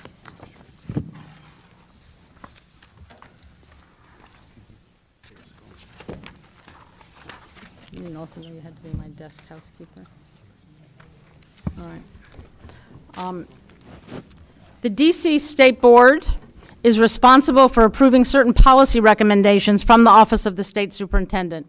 We are also, as elected representatives from each ward and the city at large, an independent voice on education for the city's public school families and residents. And in this role, we raise issues that might otherwise be neglected and work with our sister agencies to address them. One issue that we've heard about repeatedly and saw regularly as we visited schools was the very high level of staff turnover, both teachers and principals. When we looked for data on the issue, we learned that, especially at the school level, it was not easily accessible if it existed at all. We had hoped, actually, that OSSI could include school-level retention data on the annual report cards, but it was unable to do so because it does not collect such data.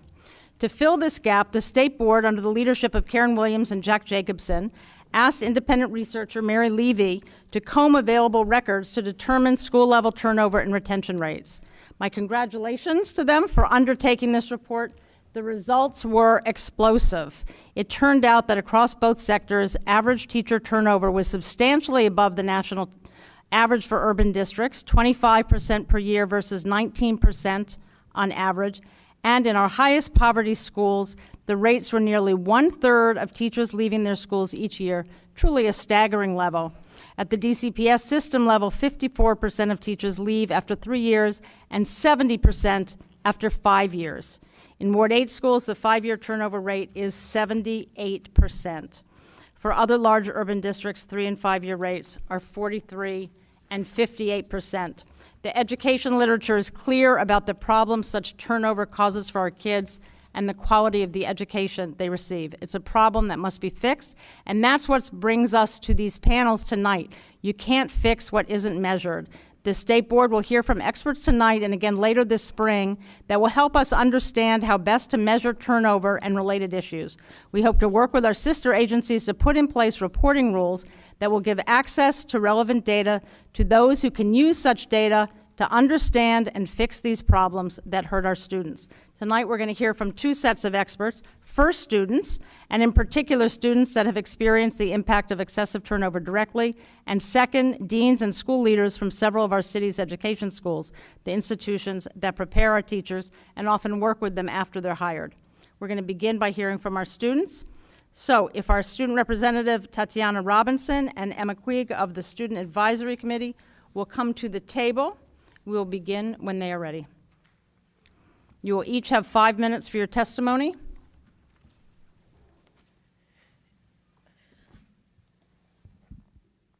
So should we start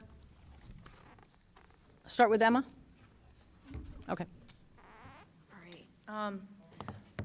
And I just want to say I went to the Student Advisory Committee meeting a few weeks ago, and the experiences that you all had and your ability to explain how this was affecting was really very moving and stunning, and I'm so glad you're here tonight.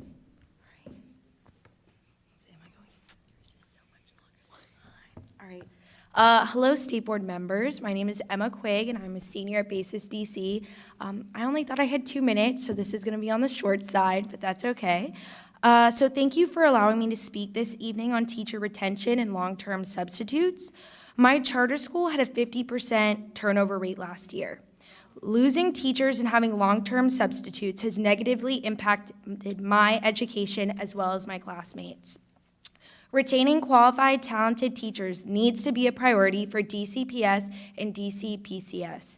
Skillful teachers that stay educating the same students at the same schools helps create a positive, beneficial learning experience for students. Keeping the same support systems for students encourages the completion of coursework and coming to class. Losing teachers also harms high school students in the college application process. Because of low teacher retention at my school, my classmates and I found it difficult to get appropriate letters of recommendation for colleges.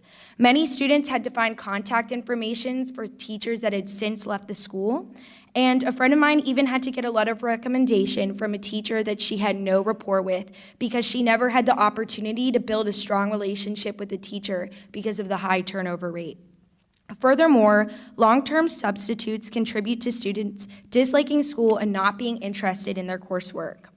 I have had personally a negative experience with long-term substitutes and low teacher retention in my Spanish classes throughout high school. Unfortunately, I did not learn very much about Latinx culture or develop any language schools because every year we had a new Spanish teacher and we would usually have a few during the year. Many of my classmates became bitter with the class and would not complete work because, like I said, we always had new teachers or substitutes that did not understand that the entire class was at different levels and our history with not having a consistent language program. On behalf of the students of DC, I'm calling on you to address low teacher retention and the high prevalence of long-term substitutes. Thank you for your time. Thank you. Ms. Robinson? Good evening, everyone. My name is Tatiana Robinson, and I'm a senior at Ballou High School. I also serve as the student representative on the DC State Board of Education. I would like to first thank the board members for choosing to elaborate on this harsh issue to talk about and for allowing me to speak this evening. The issue on teacher and principal retention has been a problem in a lot of DC schools for a very long time.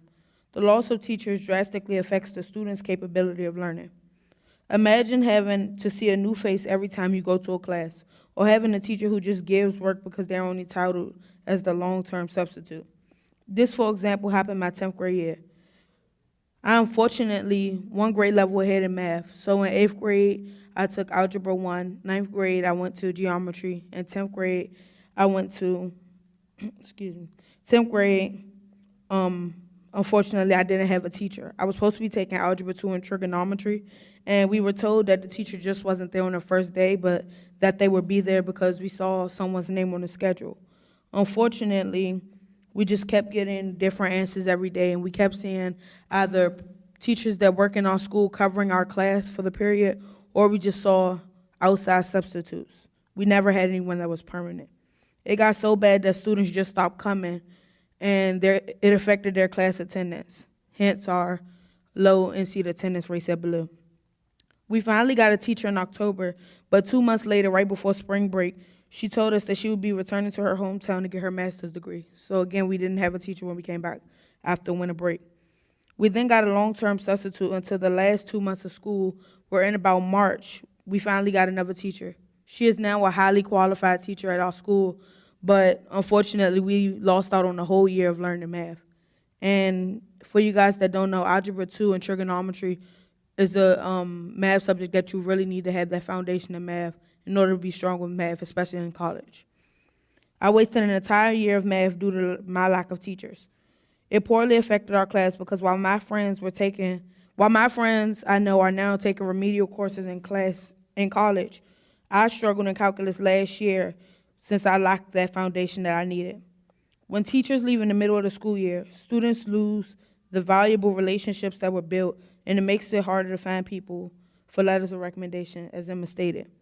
Although our retention for highly effective teachers for the 2017-2018 school year was at a 92% at Ballou, teachers who had not done so well or weren't rated highly effective were not retained as much. This year, I see a lot of new teachers in our building. Not only does it affect our school morale to start over with new administration, new principals, and new teachers, but it makes it harder to build those special bonds that myself and my peers need to be successful and to have a real education. It's time to focus more on being solution-oriented to fix this problem. Retaining qualified, talented teachers needs to be a priority for both DC Public and DC Public charter schools. Instead of getting rid of teachers who aren't highly effective, let's give them opportunities to improve, such as creating a mentoring program for highly effective teachers to help those who need it and who aren't as effective. Also, before teachers come to schools, especially first-year teachers that come straight out of college, we should give them an opportunity to get a glimpse into each school's tone that they want to work at. For example, at Ballou, let them come teach a sample lesson or just sit down with the students for lunch. Getting them to know how the students are, especially at Ballou with us having students who suffer from traumatic experiences before coming to school. It's important that we have people who are willing to work with us that are trained to be trauma-enforced. Teachers that stay at the same schools help create a positive learning experience for students because the consistency of seeing the same person helps with retaining information. Keeping the same support systems in place for students who need someone just to talk to or to encourage them to reach out for help, they are more likely to come to school. Just like having an inconsistent person at a job who fails to get the task done harms the job, and inconsistency with who we see every day to teach us and our teachers drives us away from wanting to learn, and we are affected negatively with our attendance rates. Thank you. That was terrific. Thank you. Questions, comments from board members? Dr. Leary? Thank you, ladies. As someone who spent 47 years teaching, I know how important it is for students to have a teacher who knows what they're doing and a teacher that will be there when they need them. One of the things that's happened at Cardozo, where I taught for 40 years, and just the 2 years since I left, is I hardly recognize anybody at the school anymore now. And the turnover is just, and it's over and over and over again. And I think that one of the reasons that teachers leave, it used to be financial. It's not financial anymore. Now it's because of the pressure that's put on by the system through the impact evaluation system, and also what happens in the classroom through the PARCC testing. And I know that at some point y'all were part of the PARCC test. You're not in that in your senior year, but you probably spent a lot of time getting ready to take a test rather than learning stuff in your classroom. And so I just want to, I know how hard it is for students not to be in the see the same person in front of them. Teachers want to come to class every day and teach, but a lot of teachers are driven from the system because of the system itself. And I think that's something that we're going to be talking about with teacher retention, because we do have a real problem. And you all have voiced the problem much better than I or anyone else could, because you are the ones that suffer for there not being a teacher in the classroom. How did you survive through that? Not well. I know personally, hello? I don't think it's on. Well, I'll just talk really loud. That's okay. So personally for myself, when it came to the Spanish class, a lot of students and we went to online courses to learn the language. I took a lot of Duolingo courses.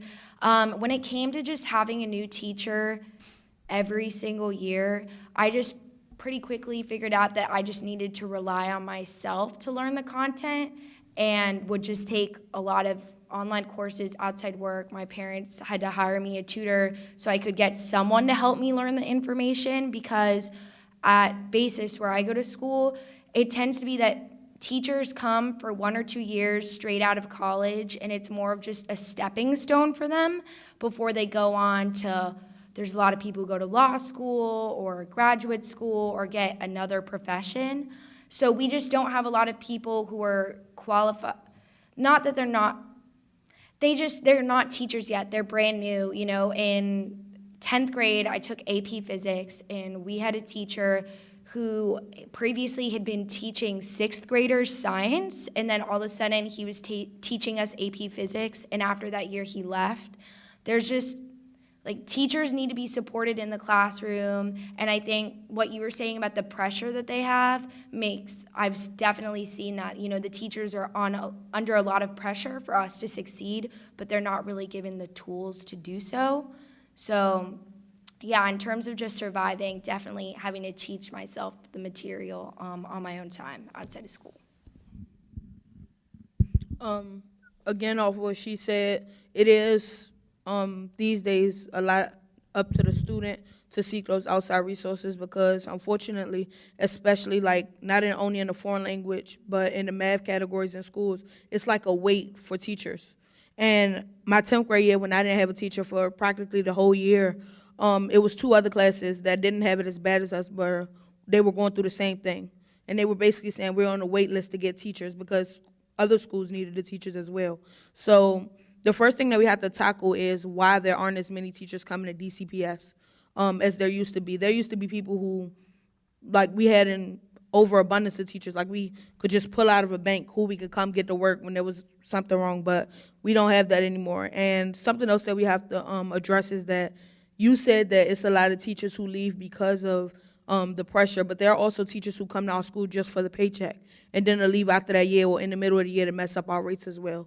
So we have to get not only those teachers more help with feeling the pressure from the system, but we also have to get teachers who are passionate to teach us, because some of them, again, do come just to get paid and give us work and don't really teach us. I have those teachers this year. Other questioners, comments? Well, I was going to go this side first, and Zachary. And let me just say, I've been very loose on the time because everybody all night has been so interesting, but we're really running late. So the way it's supposed to work is the questioner and the answerers together get 3 minutes. So keep your answers focused, your questions focused, and your answers compact. And I will be brief. I just wanted to thank you both for coming tonight. I think you gave voice to this issue in a way that is very necessary. I think it's sometimes easy to think about teacher retention and focus on teachers, when in reality the impact is really being felt in our classrooms with our students. I was sensitive to both of the very specific issues you called out, whether that was looking for recommendations for teachers that are no longer there, or having to go to a classroom, or some of your peers not showing up anymore. And so my question is simply, what has been the narrative that you've heard from your respective schools around teacher retention? Or is there a narrative, or is it just an unspoken phenomenon that is happening year to year? At my school, I've been going there since the 6th grade. This is my 7th year there. And we've had 5 head of schools in 7 years we've been open. So every year, they just kind of tell us, they're like, that's the way things are, you know, deal with it. Pretty much it's up to us to handle it, and there really isn't a narrative on why that's happening. I have heard reasons why from the teachers, but not really from the administration. I think that when people address it in schools, it's not called teacher retention, but a lot of teachers talk amongst themselves about either why they're leaving or all the pressure that's on them, especially with impact. Imagine me sitting here learning, writing, or being in a Socratic seminar or something, and 15 people with suits come in to observe your class. We've had that happen a lot, especially in the AP class, and it gets distracting for students. And some students get scared and, don't want to talk. And then when you have less volunteers in the class, then the teacher isn't doing their job because they aren't having class participation. So it's not really a thing that we call teacher retention and that students and teachers really talk about in that sort, but teachers do talk about the stress that happens, not just at my school, but when talking with other students, about the stress that comes with not only having to worry about teaching the class, but learning on the fact that they have to prepare their own lessons according to the curriculum, and talking about how they want to teach us to be prepared for college, but the system puts pressure on them to teach us to test, especially like AP tests, the SAT, the ACT, the PARC, and when doing that, it can get really stressful. So, yeah.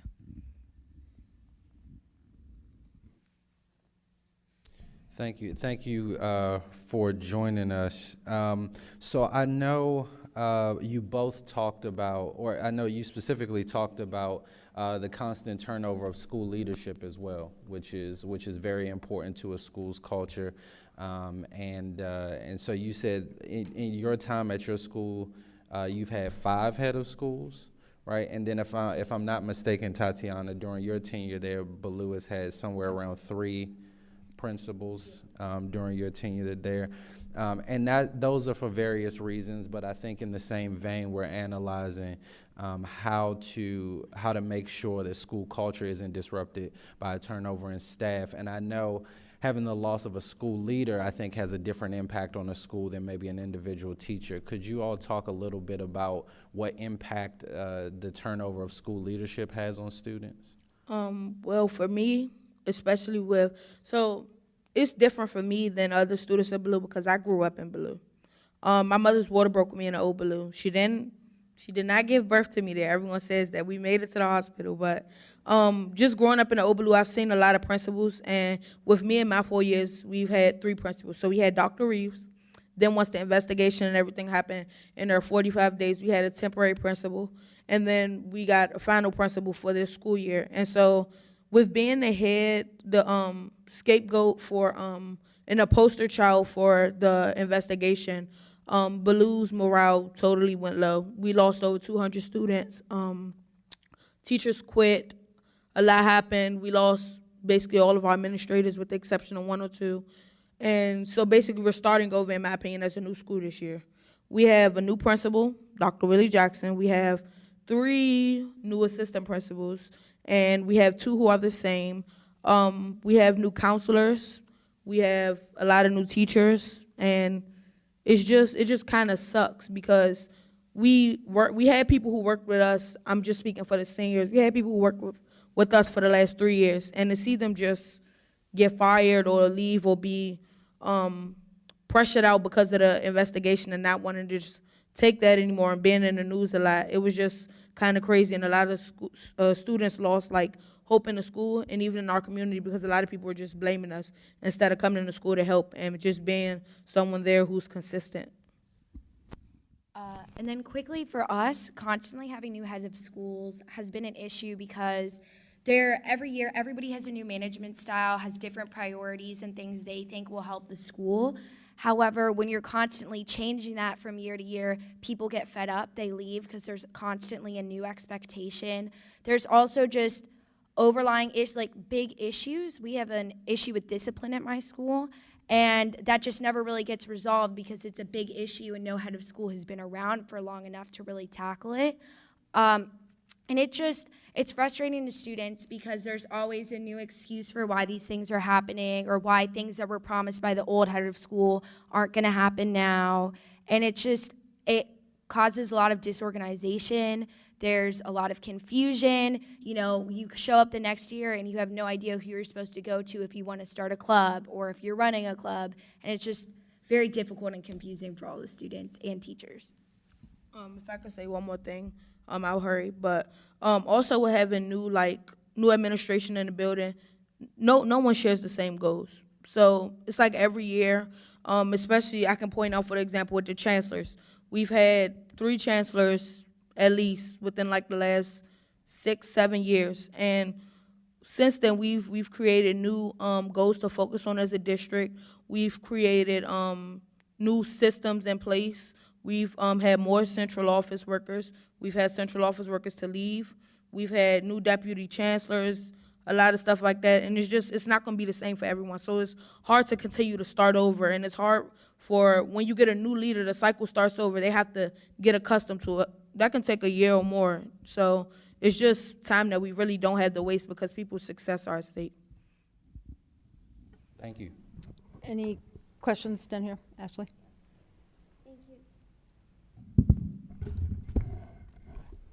Thank you both for being here tonight and to offer your comments regarding, in your testimony regarding teacher retention, especially what's going on in your individual schools. As we know, having long-term teachers, they help to provide mentorship, advice, support, consistency, and really help to set the culture and expectations of a school. all things that you guys have said here tonight. Since you both come from different schools in both different wards, different sectors, do you think there's anything that and we both see this happening in each of your schools, do you think there's anything that students could do to help with teacher retention? You go first. Okay.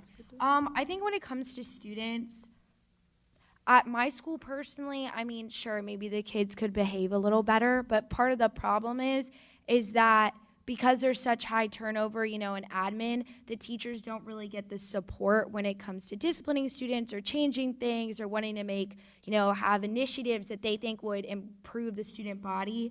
I've heard from several teachers that the school culture at Basis has been a main factor at why they want to leave the school and continue with other opportunities.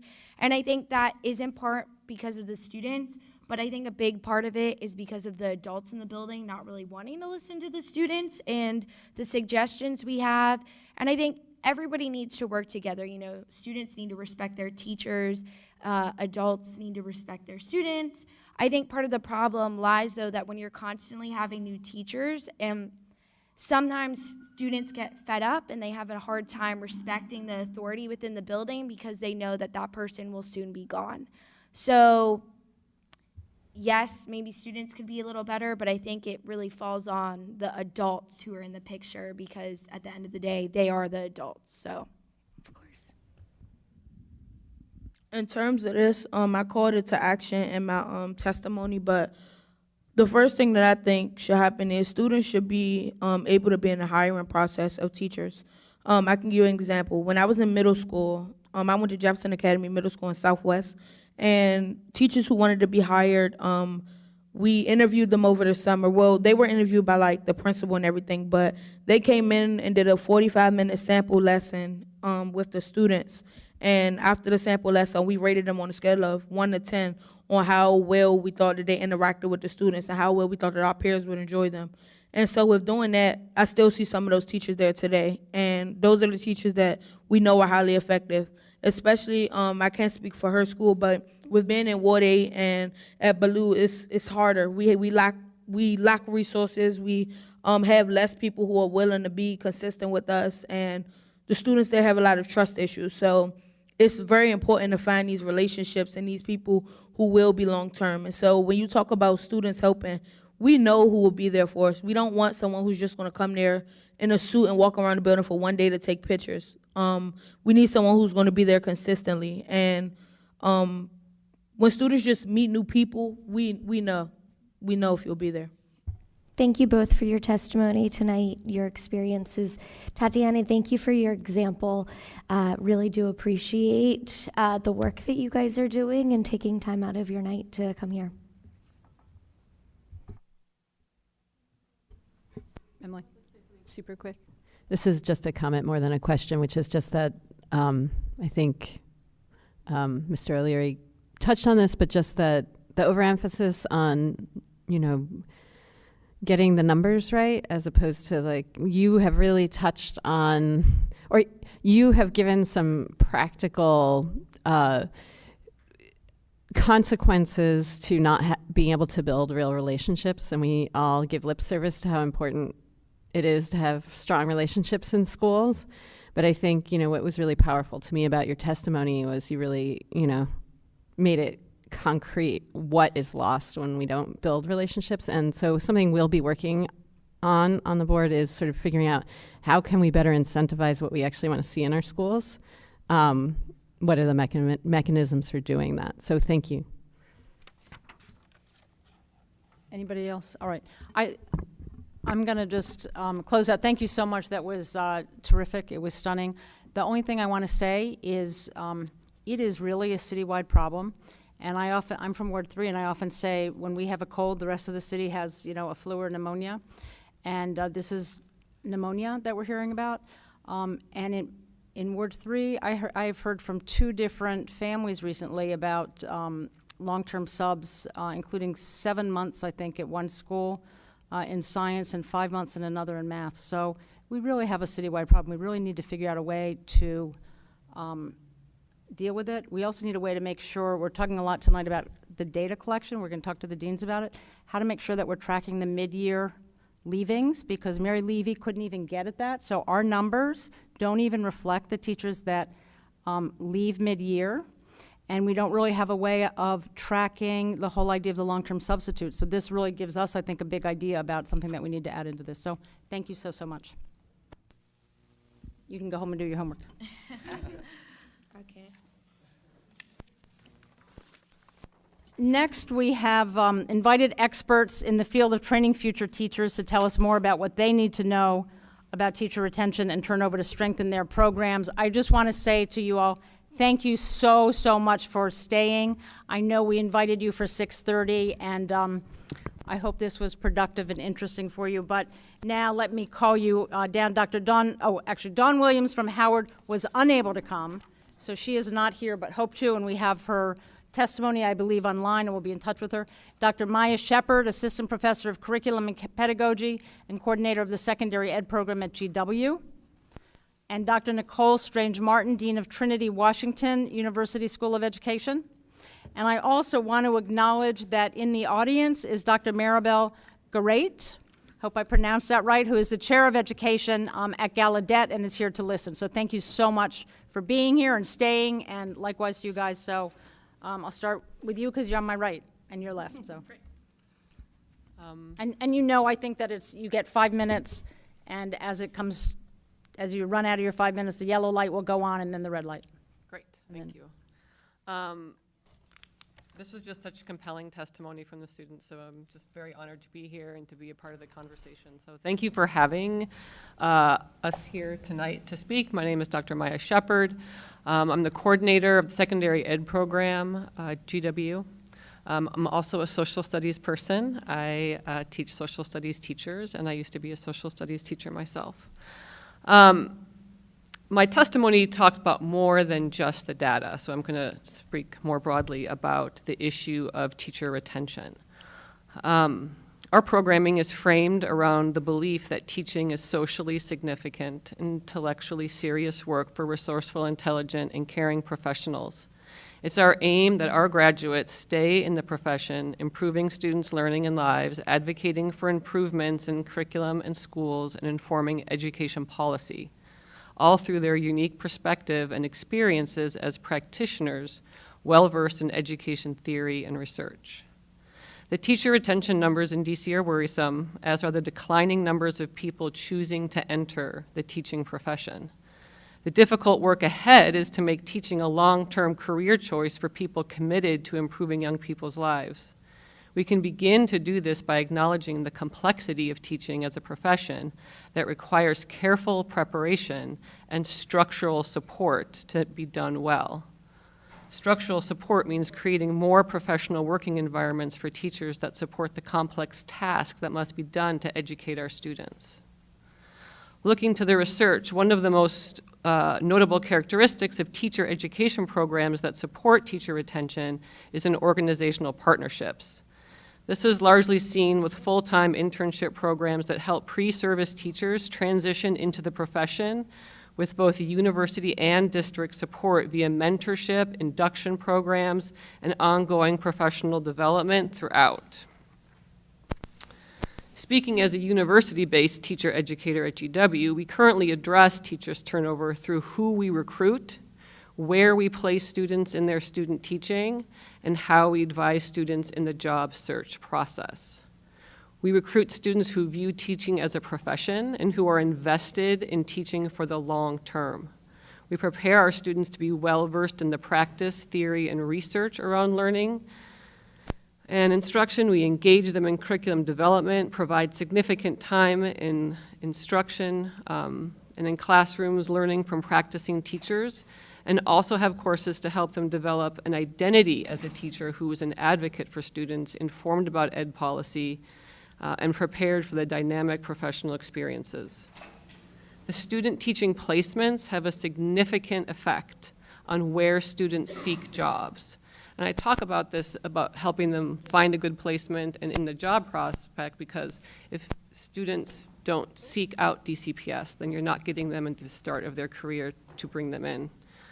The student teaching placements have a significant effect on where students seek jobs. If their cooperating teacher or school sites are not supportive of the learning experience or reflective of their vision of teaching and learning, it's difficult for them to seek out a job in that district. On the other hand, when students have supportive student teaching experiences, they are eager to continue working in that school or district. We are constantly working to improve our school partnerships and the process for placing student teachers with mentor teachers, and we continue to work with DC schools in that process.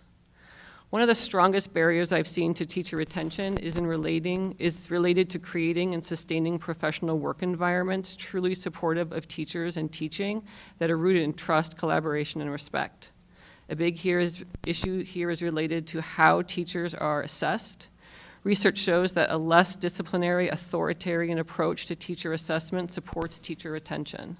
Research from Susan Moore-Johnson and Sarah Fairman found that districts with peer-assisted review programs retain more novice teachers and dismiss more underperforming teachers, both tenured and non-tenured, than did comparable districts. Developing a peer assistance and review system informed by a successful system across the country is much like what they have in Montgomery County, would help create career frameworks from induction to tenure to teacher leadership positions where teachers have a voice in their and their colleagues' professional growth and development. PAR programs are rooted in the conception of teaching as a profession and provide teachers with authentic leadership roles to support the development of novice teachers, support struggling teachers, and hold peers accountable to high standards. The data from the 2018 Teacher and Principal Retention Report provide important system-wide data that reflects a focus on quantifiable student characteristics and school geography, and some information about teachers from impact. While these are important factors, a complete picture of teacher turnover requires more data about teachers' experiences in schools. My recommendation centers around teachers as professionals, but also centers schools as sites of knowledge production rather than solely as sites of knowledge distribution. I would advocate for providing teachers with time and space to engage in classroom-based research. If we are conceptualizing teaching as a profession, we need teachers to be engaged in asking questions, gathering and analyzing data that provides information about their experiences. Beyond studying their own experiences, teachers could be engaged into research of problems of practice that they encounter in their work. Just as teacher education is a partnership between universities and schools, research into problems of practice and broader systemic issues such as teacher retention can be a collaborative process between universities and schools. The outcomes of such research could lead broadly to citywide policy changes and innovation in instruction. The key factor here is creating school systems and partnerships that generate meaningful data about teaching and learning and are flexible and responsive to students, teachers, and researchers' needs, interests, and recommendations. The work of improving schools, teaching, and learning will never be complete. Therefore, the best work we can do to ensure a productive process of innovation and responsive reform. Have to ask you to. Oh, sorry. I wasn't looking. Sorry. That's it. I need to be more aggressive. I'm learning. I thought I would hear a ding, and I didn't. Sorry. Thanks.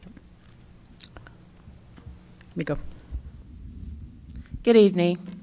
Thank you so much to the board for inviting us to talk about this very, very important issue. I come to you this afternoon or this evening in the sense of a mother myself, a teacher since I've been 3 years old, and as a professional in higher education for 25 years. I've worked closely with many schools of education in very urban areas, Philadelphia, Miami, Chicago, and now Washington, D.C. And in those conversations in the school with faculty and with the candidates in our program, what we have seen is that many, many candidates are very frustrated when they come to graduate school because of their day. And so when we talk about what we're looking at for teachers, it's very important that we begin to have those conversations, not only just about the data, but looking at many of the reasons why these teachers are not returning to work. We need to also look at what grades. What is the highest grade level? So is it the first grade, the third grade? Where is the highest level of these teachers who are not being retained? We also want to look at the demographics. There's a lot of studies out there that look at cultural relevant pedagogy, and it's important that we look at those things so we can really recognize what research needs to come behind it and what we need to do to address those things. Location matters. In many conversations that we have with teachers, a lot of teachers, where they live so far from where they're actually working, it's important that we look at what can we do to create partnerships in locations where teachers are actually working and can afford to work and live. We also want to look at what we can do to support them. How can we support teachers earlier in their professions? What can we do to recruit them earlier? One thing that I can tell you is that it's that one thing that 1 year you're burnt out because many teachers do not have the support. One thing that the School of Education, at many of them where I have worked, one thing, especially at Trinity Washington University, what we have done well is being able to track those students, those graduates in our education preparation programs, and being able to see exactly where are they, how are they. So you've got to keep that relationship, that communication open. It's important that we are continuing to build those relationships with the students that graduate from our schools of education. In that sense, the schools of education themselves are able to create a blueprint to effectively change. So if there's something that we're not doing, if there's a curriculum change that we've been teaching for the past 10 years and that's not what's going on in our schools, then we need to have that information so we're able to say, hey, look, this is not working. This is the next thing that is going to help us move our students, especially our K-12 learners, into the best academics. We also want to be very aware of teacher dispositions. So what are the schools, what's needed in those schools for those teachers to be very successful? That's going to be very important. Partnerships and long-lasting relationships will be great for us. In our School of Education, we have developed a strategic plan that actually guides us through how we are tracking the candidates and our graduates in our program. We've also looked at education symposiums. We've developed educational symposiums to give teachers a voice, to give them an idea that, hey, I'm not in it alone. Many teachers I know, when I was a first-year teacher, I often felt alone. And it's one of those things, and I'm a third-generation teacher. And when in that type of environment, it's very important that if I did not have my family's support behind me, it would have been very stressful, and I wouldn't be here today to give the testimony if I didn't have a strong family. A lot of times, candidates in our programs don't have that environment, and sometimes the schools of education have to provide that nurturing environment for them. So we're looking at all of those environments, creating that nurturing environment, and as we were just talking, the research processes that are there. We still have time? Are we finished? So the three things that I want to share before we're over. There's three things that I've seen in different states that look at. One is recruiting young African-American males younger. There's a partnership right now with one of the SHEOs and all of the commissioners of higher education, where they're looking at recruiting African-American males within their junior year and providing them with opportunities. Is what does it look like to be an African-American teacher in an environment? It's actually looking at targeting those areas that really have a great need for African-American teachers.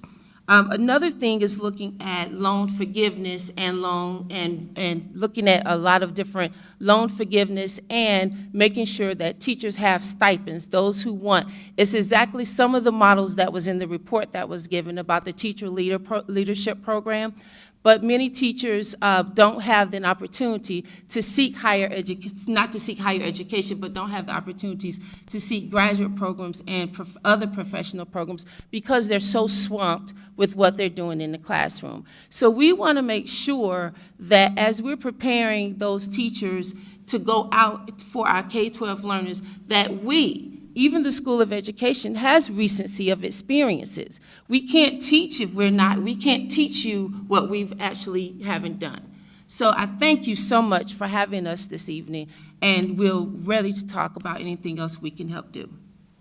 Terrific. Thank you very much. And I just feel obliged to say thanks again for staying so late with us. All right, members, questions? Start with Dr. Sutter. Thank you both for coming this evening. I really appreciate it. I enjoyed reading both of your testimony, and so I want to start with a question for Dr. Shepard, but I've also got one for you, Dr. Strange-Martin. Dr. Shepard, you talked about placing students in student teaching and having supportive, cooperating teachers. Given what we heard from the student testimony earlier, we know that there's a lot of schools where we've had such high teacher turnover that we don't have master educators in the building. There was a teacher who testified at another hearing about being the veteran teacher in their building at year 3. So how do you all deal with that, with both finding placements for teachers who are interested in teaching in schools like those that are most of our schools in DC, both in the public charter schools and the public schools? How do you deal with that, finding appropriate placements while understanding it's difficult to do?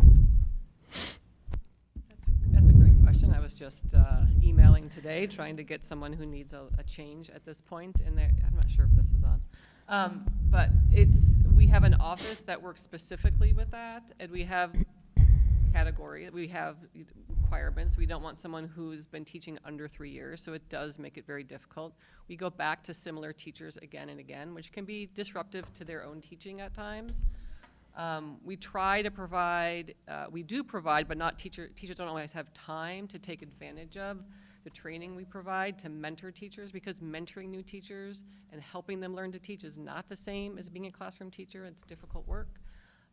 It's also not just the lack of veteran teachers, but there's also the stress on teachers around testing grades, and so there are particular teachers who don't want student teachers in their class because they're working very hard to make sure that their students are passing these tests. So it is difficult. In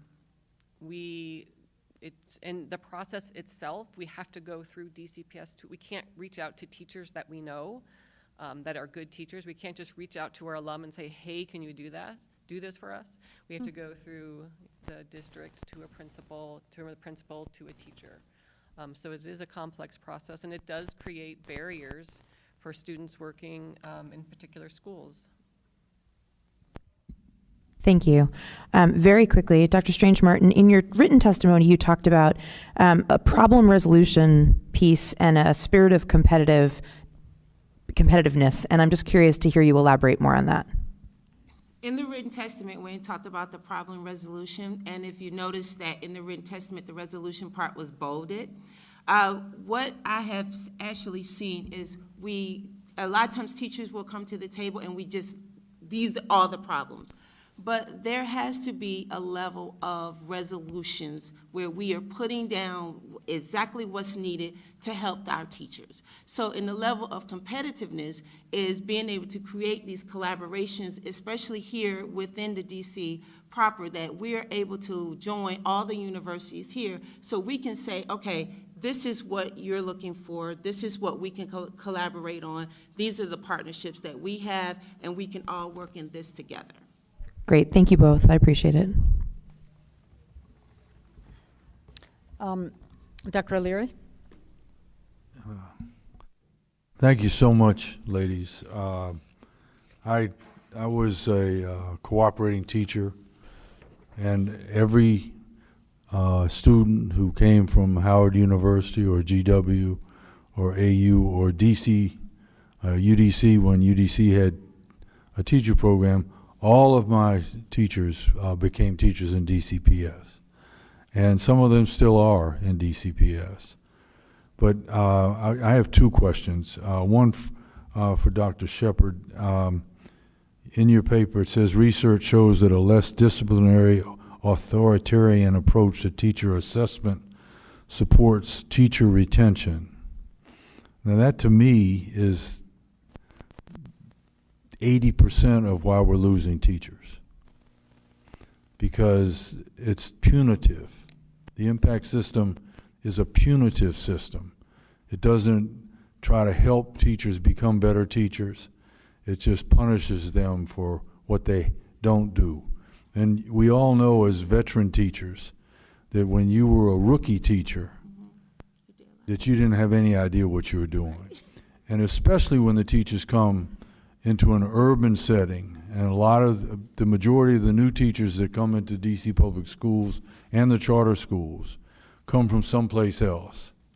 And they walk into the classroom and they're faced with 25 veteran students and they're rookies. And it takes 5 years to become semi-veteran as a teacher. And we don't provide any kind of mentorship. We don't provide any kind of, I don't know what, and I'd like to for both of you, I won't ask the other question. For both of you to, what happens when your teachers graduate and they go into our system?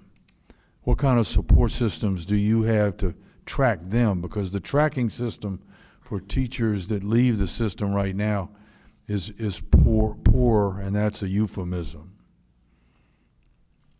Well, at Trinity Washington University, we have to track our students. So any completers that leave our program, we have to know exactly where they're working, who their supervisors are. We track them for 5 years. So it's very important. So our accreditor, our national accreditor, we have to do that. That's part of what we have to do. So any of the schools of education nationally who are working with any of the accrediting bodies, the school should be tracking them. Okay, it's very, even aside of that, it's very important that you always have, we were just having this conversation about having the 3 sisters or the 3 peers, where you have someone at a younger age who is just starting in education, then you have that college student, and then you have that graduate student. But they're all peers, and they're able to come to the table to say, okay, how did this work when you were a new teacher? This is what happened. How did this work when you were a grad student? How did this work when you were first taking your first methods courses? Because it's very important that the teachers and the candidates in our programs, whether they be in an initial teacher preparation program or if they're in a graduate program, it's very important that they do have someone where they can have a voice about their frustrations, and not only just a punching bag, so to speak, but again, going back to the question about the problem resolution, that they're actually, when real problems are laid on the table, that they are actually getting some resolution on what I can do to get me through this. Because if you don't, that's where the spinning and the tailspin comes. Because at that point, they feel like they are silenced and they feel that they don't matter. And teachers do matter. Thank you. We also track that data, but it's not something that necessarily we use to inform our programming necessarily, so we're not looking over it. As faculty, we keep track of our students and keep in contact with them in kind of personal ways. How are you? How's the first year going? I think this is a challenge in teacher preparation, in university-based teacher preparation, in that your responsibility ends, your formal responsibility ends when they graduate, but the challenge and the work continues, right? Mm-hmm. And so finding ways to be supportive in an induction program takes really good partnerships between schools, districts, and universities. And so that's something we need to work harder to build, I think. I'm currently supervising a student at Cardozo, and while I was supervising him this last week, I can't remember. He has a great mentor teacher who happens to be leaving the school at the end of this year, who's a graduate of our program. So all of these things are sad, like, oh, they had this great teacher, but he's leaving. But there is someone in the school who's a LEAP teacher, right? So there is some sense of someone's coming in and observing and giving the student feedback, who is a student teacher, who is a content expert. So that I do see some constant change. I would say this one thing about DCPS is they are constantly changing impact. Every year they change it. But I do think they're trying to make improvements to it, and so I have seen change over time. I think there is a sense of providing a good experience for student teachers. I don't think that necessarily there's that experience, and then there's the bureaucracy of being hired at DCPS as well. And that is very difficult for our students to always navigate. And I find it frustrating when we have students doing student teaching in DCPS, and there are many hurdles to pass once you've been working and being supported by a teacher in DCPS, that it's still difficult. All right, I'm going to move on. Mr. Parker. Yes, both of you spoke about your various advising approaches that your colleges do with students in your program. Is there any way that you're tracking that and sharing that with local LEAs or DCPS? And if so, are there any stories of success? So as you were mentioning, we track our graduates for accreditation purposes. I personally don't know of any way that we're sharing that data. I mean, at GW, we prepare teachers for teaching in DC and in Maryland and in Virginia. And so I think DC is unique, and DC charter, so there's the unique environment. So you have a lot of competition of people who are saying, where am I going to be treated best? Where am I going to get the support I need to be a good teacher? And where am I going to get paid well? So there's a lot of competition coming out of teacher preparation here. We don't have a problem with our teachers getting jobs at all. They find jobs. And so we track that based on alumni surveys, and we know where they are, principal surveys of where our students or our graduates are. I am not sure how that data is used in reporting back to LEAs. I don't know if that's been requested, to be honest. Wait, oh, I'm sorry. Go ahead. No. Very quickly, one way that that data can be shared is we have advisory boards, and on those advisory boards, we have a multitude of professionals that come through a lot of the LEAs, from being just a coach, or if they're a literacy coach, principals, other administrators. So we share that in our yearly advisory board meetings. In the previous school of education where I used to work, we would actually share that twice a year with all of those advisory board council members. So that information of where they're placed, it becomes a way for them to say, hey, this is working out for them, it's a good fit. The students that have come from our program, based on their curriculum, based on the program that they have actually completed, they are a good fit for the school. So when we do share that information with those professionals that are on that advisory board council, it really relies on us, that makes us be able to say, that is a good fit for us. Oh, did I go over there? No, okay. I have a couple questions. First, you said there's a competition for the teachers that you're training from all the different jurisdictions, and a lot of it is about where will I be well treated, as well as the money. Can you tell us anything about how that falls out with your prospective teachers? Where do they want to go and why?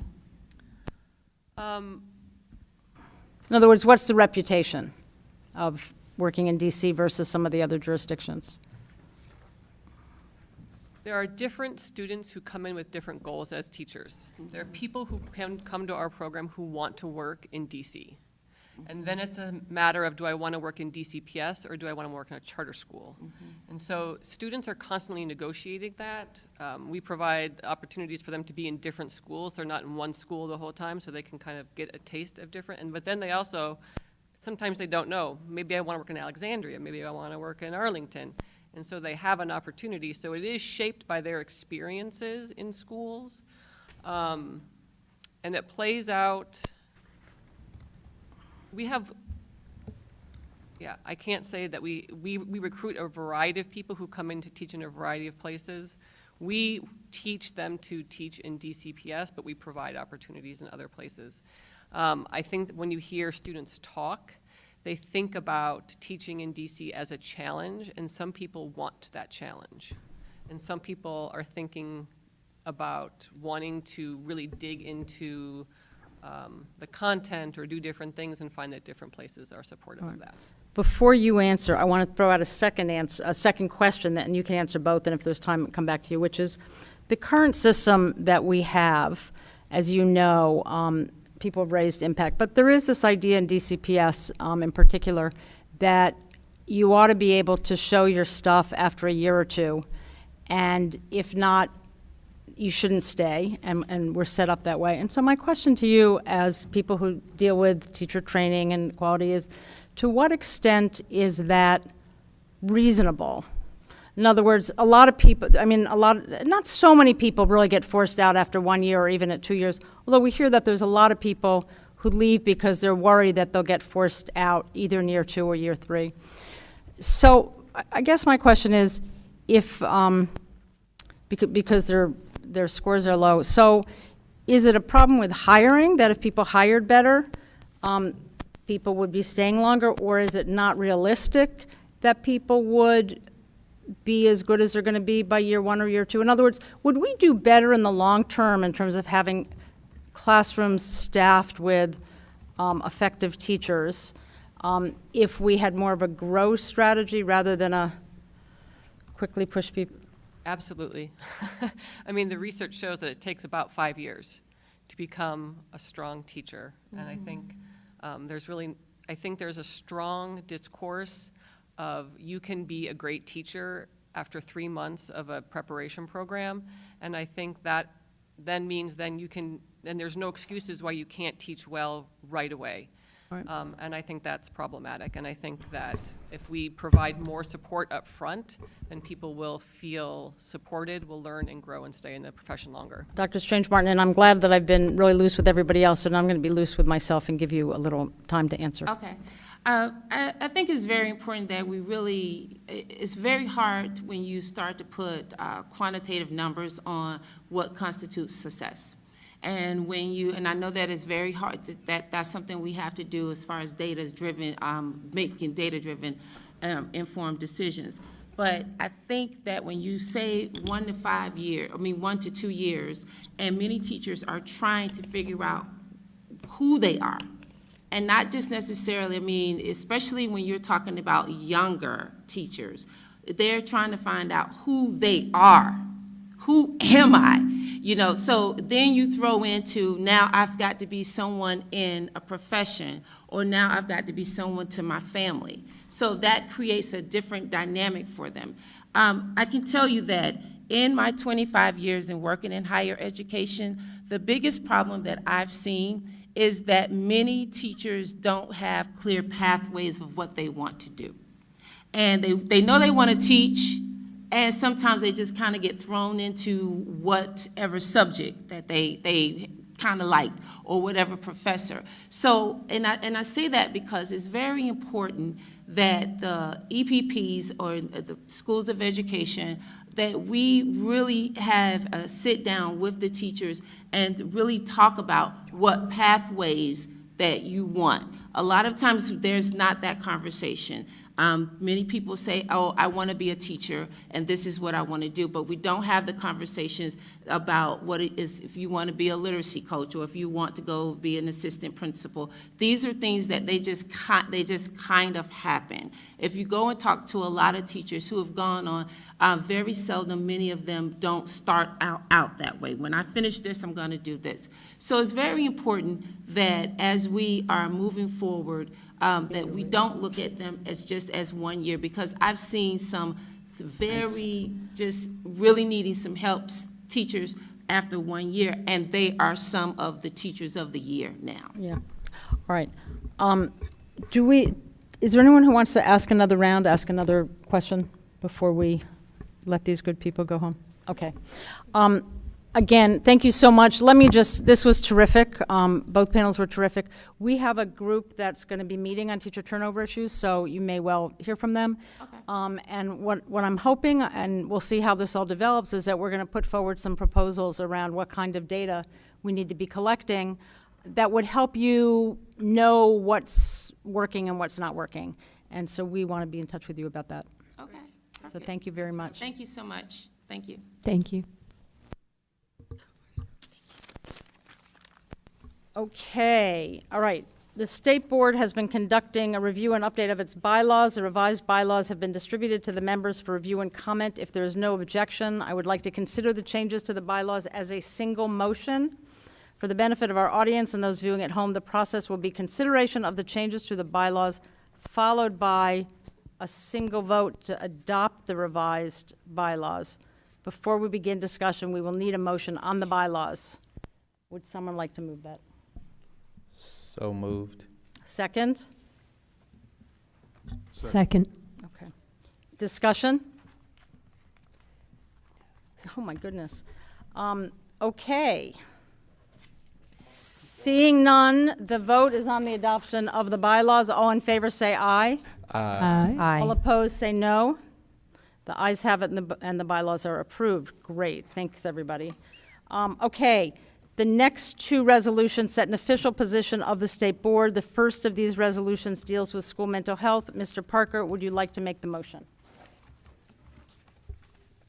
Thank you, Madam President. To begin with, I think just move it, right? Just say so moved. So moved. No, so moved. Second? Second. Mr. Parker, would you like to speak on it? Is that right? As the night draws on, just very briefly, Mental health. it is well understood that all students can achieve at high levels. It is also well understood that the four walls of a classroom do not stop the very real challenges and barriers that exist to many students that are grappling with a variety of mental health issues, but also trauma. We actually heard that from our student panelists even tonight, how that plays out in the classroom and is connected to teacher retention. And so I'm very happy and proud to introduce these resolutions and take a vote as a board. Further discussion? Madam President. Thank you. One, I want to thank my colleague, Mr. Parker, for bringing attention to very important issues and really working with our colleagues to come up with a common vision of our position on these. When it comes to the resolution on student mental health, I really just could not gloss over and just wanted to spend a portion of my time just recounting a story of a Ward 8 young person who was, for sure, for lack of a better term, failed by our system. Obviously, many of you have heard the story of Ward 8 resident, but student at C Public Charter School, Maia Jackson, who even after an assessment a month before her suicide at the school, when there were abundant signs of mental unhealthiness and signs that she should be intervened with, she was considered a low-level suicide threat and by all accounts should have been addressed in a way that was more urgent by the staff at the school. And so while we need to put more resources into mental health supports, I think it's also important to underscore that there are certain protections for our young people already on the books that we have compliance issues with, and that as a state agency and as our sister agencies on the state level have to take much more seriously the imperative and the charge we have to really hold local LEAs accountable for how they serve students and with what urgency they really address their needs. We're a little over a year since Stormaya's suicide, and the family and our community is still reeling from her loss, and what we need to do today, I think, using this resolution as a beginning of that conversation, is talk about how we as on a state level work to make sure that there are no more stories like that. When you have legislation on the books, the South Capitol Street Memorial Amendment Act, that requires training for all teachers and staff. There were no teachers or staff trained at her school. The Youth Suicide Prevention and School Climate Survey, right, that was passed in 2016 by the council, that requires parent notification. There was no mention until after her death to her parents that Stormaya even told a school worker that she was contemplating suicide. Those things just shouldn't happen in our city, especially when we already have built-in protections and ever-increasing supports. And so thank you, Mr. Parker, for your introduction, because I know not just the students of Ward 8, but the students all over our city need that type of refocus on this issue. So thank you. I'm going to ask. I do want to say that with this resolution, while I support the underlying viewpoints of the resolution, I do want to say that we as a board do not have full data on some of the issues that are things that we're calling for in this resolution. We do not have full data that there is and remain substantial gaps in mental health supports and services at all district schools. In fact, there are many, many district schools across our city that are doing great things in the terms of mental health and on the issue itself. Additionally, I would like to point out and recognize that the health standards that this board passed and have already talked about did address mental health in many of its forms. So I do want to point that out as we talk about this. Also, I would like to mention that the board does not work on budget issues.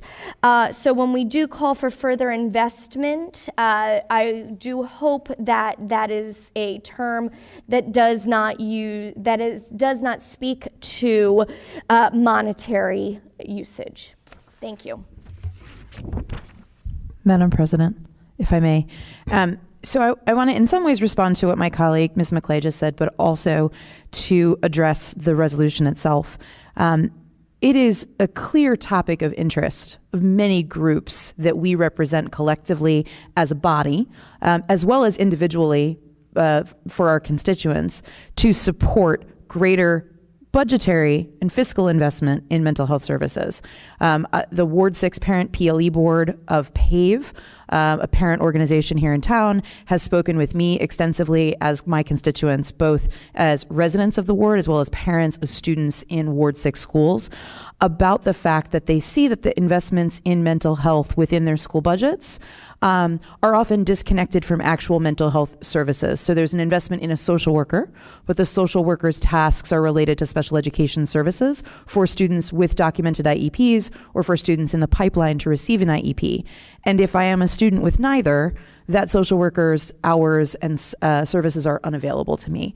So having heard that from my constituents within the ward, having visited schools and spoken with principals within the ward who have concerns about access to the kinds of supports they believe their students and their families need, simply to be able to access the basic educational programming that the school is providing, because children walk into the building experiencing trauma, children walk into the building with needs, and until those needs are met and until those traumas are addressed, they cannot access the standards we pass. They cannot access the instruction that our teachers are providing to succeed. So I'm moved by this resolution specifically because it says that the State Board of Education recognizes both the important work being done and the need for greater investment, and that we believe that there are institutions in the city that are working on this and that they should be the decision makers, but that they do so with the backing of their individual board members as well as the collective body.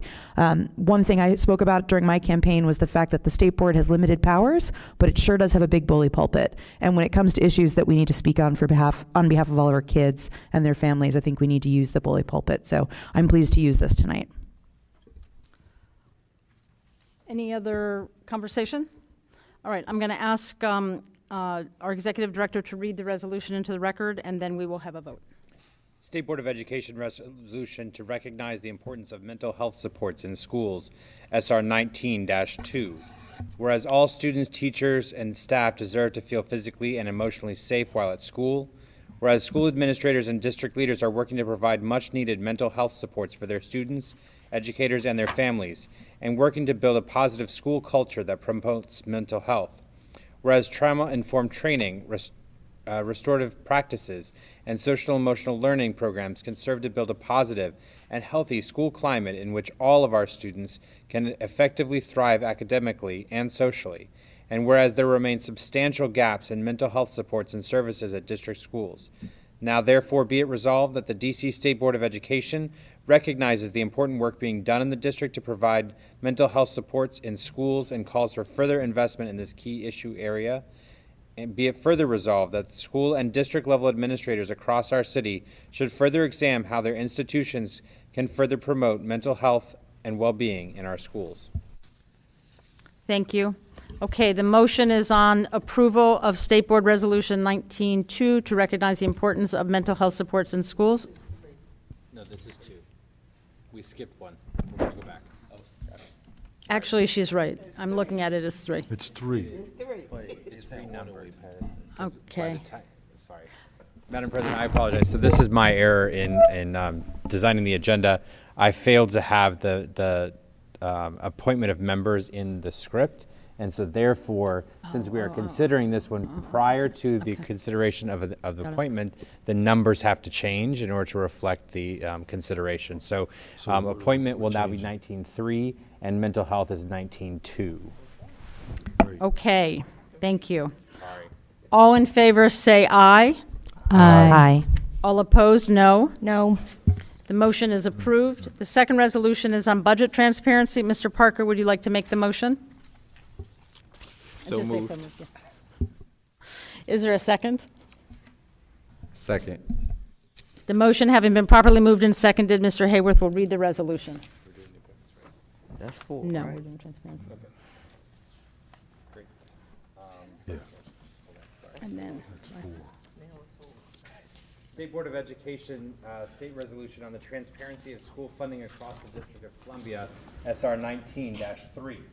Whereas the District of Columbia State Board of Education recognizes the current limited access of city leaders, community members, and parents to information about the school budgeting process. Whereas a more transparent school budgeting process would allow for greater understanding and accountability with respect to how the district's dollars are spent to educate its children. Whereas a more transparent school budgeting process would prioritize equity across local education agencies, LEAs, and schools, and in particular ensure that schools serving students with greater needs receive the resources to best address those needs. Whereas the budgeting process should include opportunities for parents to provide meaningful input into school level decisions. Whereas the school budgets that result from this process should be comprehensive and detailed, such that both funding sources and expenditure categories are easily compared across schools. Whereas the school budgets should be accessible, not only easy to locate, but readily understandable to students' families and to the community at large. And whereas governmental entities, including the DC Public Charter School Board, have undertaken new efforts to increase the accessibility of budgeting information to students and families. Now therefore be it resolved that the DC State Board of Education expresses that increasing budget transparency should be an important goal for the District of Columbia, and that accomplishing this goal will better ensure that public funds are more effectively used to improve outcomes for all students.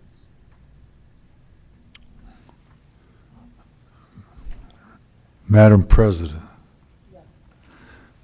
I move to amend the State Board of Education's state resolution on the transparency of school funding across the District of Columbia, SR19-3. Is there a second? What's the amendment? Oh. The amendment is in your packets, members. I've got, I have to read it first. I didn't see his. It's all right. Oh, yes, I did see that. Never mind. this is, We need a whiteboard. No. I can't see this. Do you need this? Yes. Okay. Amendment 1, although it is labeled 2, from Dr. O'Leary, in line 8, insert in both public and public charter schools before the end of the clause. So the first clause would read, whereas the District of Columbia State Board of Education recognizes the current limited access of city leaders, community members, and parents to information about the school budgeting process in both public and public charter schools.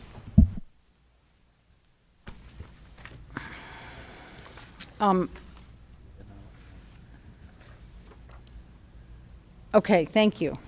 Is there a discussion on the amendment? Any discussion? That's good. I would just say, Madam President, the spirit behind this resolution is.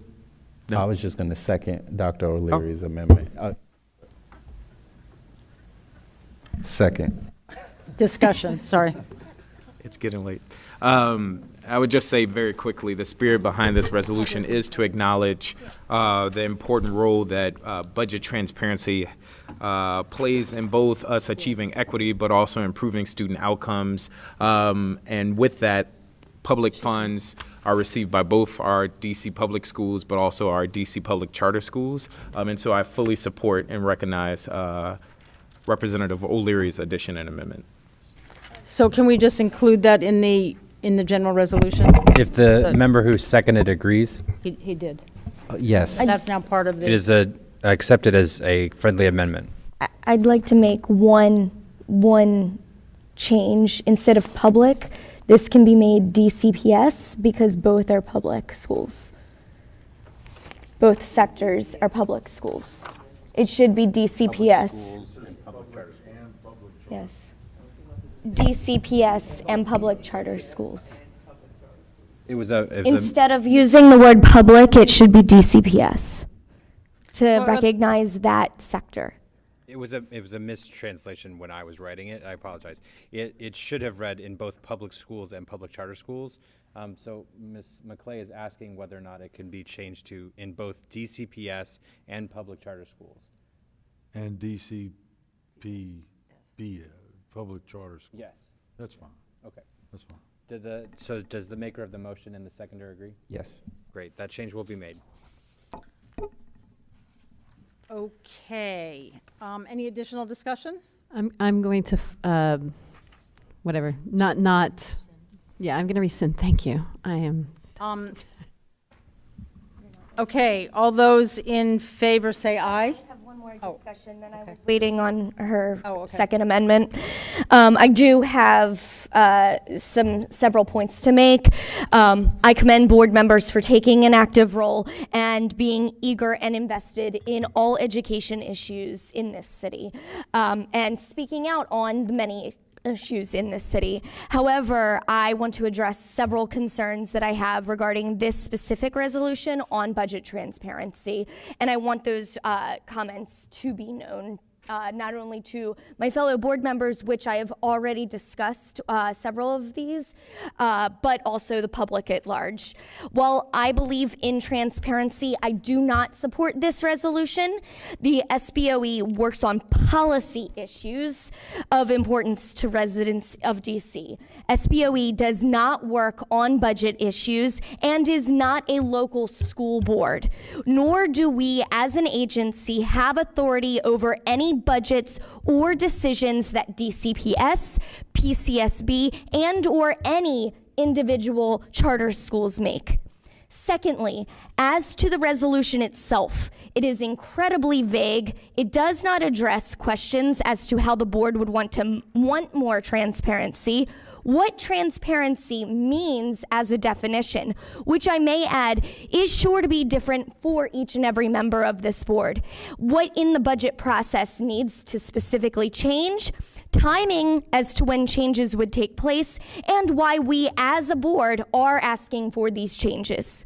Additionally, asking for more transparency comes with costs, something that has not been thought about, and what are the associated costs for implementing greater transparency, whatever that might look like to each board member, and where that money would come from. Furthermore, since we as a board don't work on this issue, we have no real true data on this issue and have no real say. As stated in the resolution itself, PCSB has already made strides independently to increase transparency in the charter sector, and we are already well on the way to increasing transparency through the new reporting requirements in ESSA, as mentioned in Asi's earlier remarks this evening. These requirements will work to develop guidelines that work for all of the different schools and sectors that exist in our city's diverse education system. By voting yes, what does this resolution actually hope to accomplish? It can, and I believe being realistic, will be ignored by those agencies with true authority over this issue. Past resolutions have been deliberate, timely, and action-oriented around a pertinent issue with an intended goal as to how best to implement that action on this board. I do not see this resolution addressing any of the above, and therefore will be voting against it. I encourage my colleagues to do the same and to think through future resolutions to better reflect what this board does, the issues we oversee, and where we can make a true difference. So thank you. Thank you. Any other comments? Madam President, just quickly, I did not have an opportunity to offer discussion on the resolution itself, but instead the amendment. I also did not have an opportunity to write out. Wait, can you hold one moment? I'm sorry. In the process, we're now having the discussion. What? We're having a discussion on the amendment, and then there's still discussion on the underlying. But they're all the same because they're all friendly amendments. We're now on discussion of the resolution. Of the resolution. Okay. I will keep it brief. It goes without saying that my colleagues and I, while some may agree, share a variety of perspectives of the role of the State Board of Education.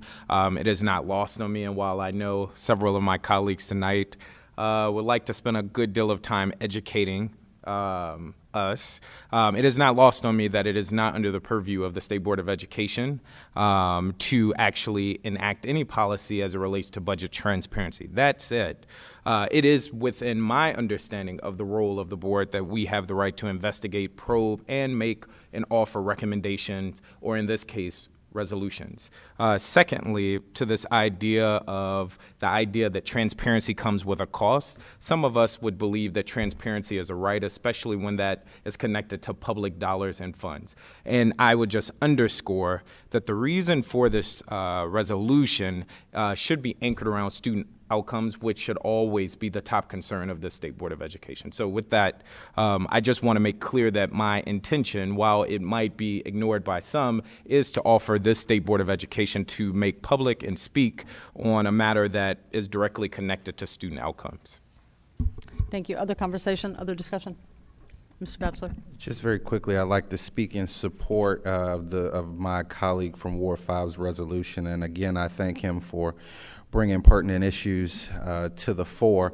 I'll just say very quickly, while we explain kind of where the State Board fits in this broader discussion about budget transparency, the simple fact is the board and our sister agency at OSSE also have oversight authority. And the fact is that our families, right, our oversight, our state level agencies can't properly make decisions on policy or can't properly provide better oversight on behalf of our residents if we don't have the information to do it, or we have inconsistent information to that end. I mean, the data points are very clear. Is that families don't believe that they know how the school budget works or have any input in it. School level folks, right? I've talked to, and many of us have talked to teachers and principals who say that I get my budget late and by that time the goose is cooked, or the LSAT will say, well, I don't have, the proper information, or quite frankly, there are parents and families who will say, I know that there's tons of money or not enough going into my student's school, but I have no idea how these schools are spending it. And the fact is, some of that is about making our outputs, our current information outputs, a lot more efficient and better. But a lot of it is we're just not collecting the right information, and we're not asking for the right information. Not only that, I think our policy and oversight agencies need to do their jobs properly, but that families need to have faith in our system, our one system of choice. But the fact is, our families can't make a proper choice without a proper information. And so, I commend my colleague for bringing this information to the fore, and again hope that it really sparks the necessary discussion about how we better put the public back in public education.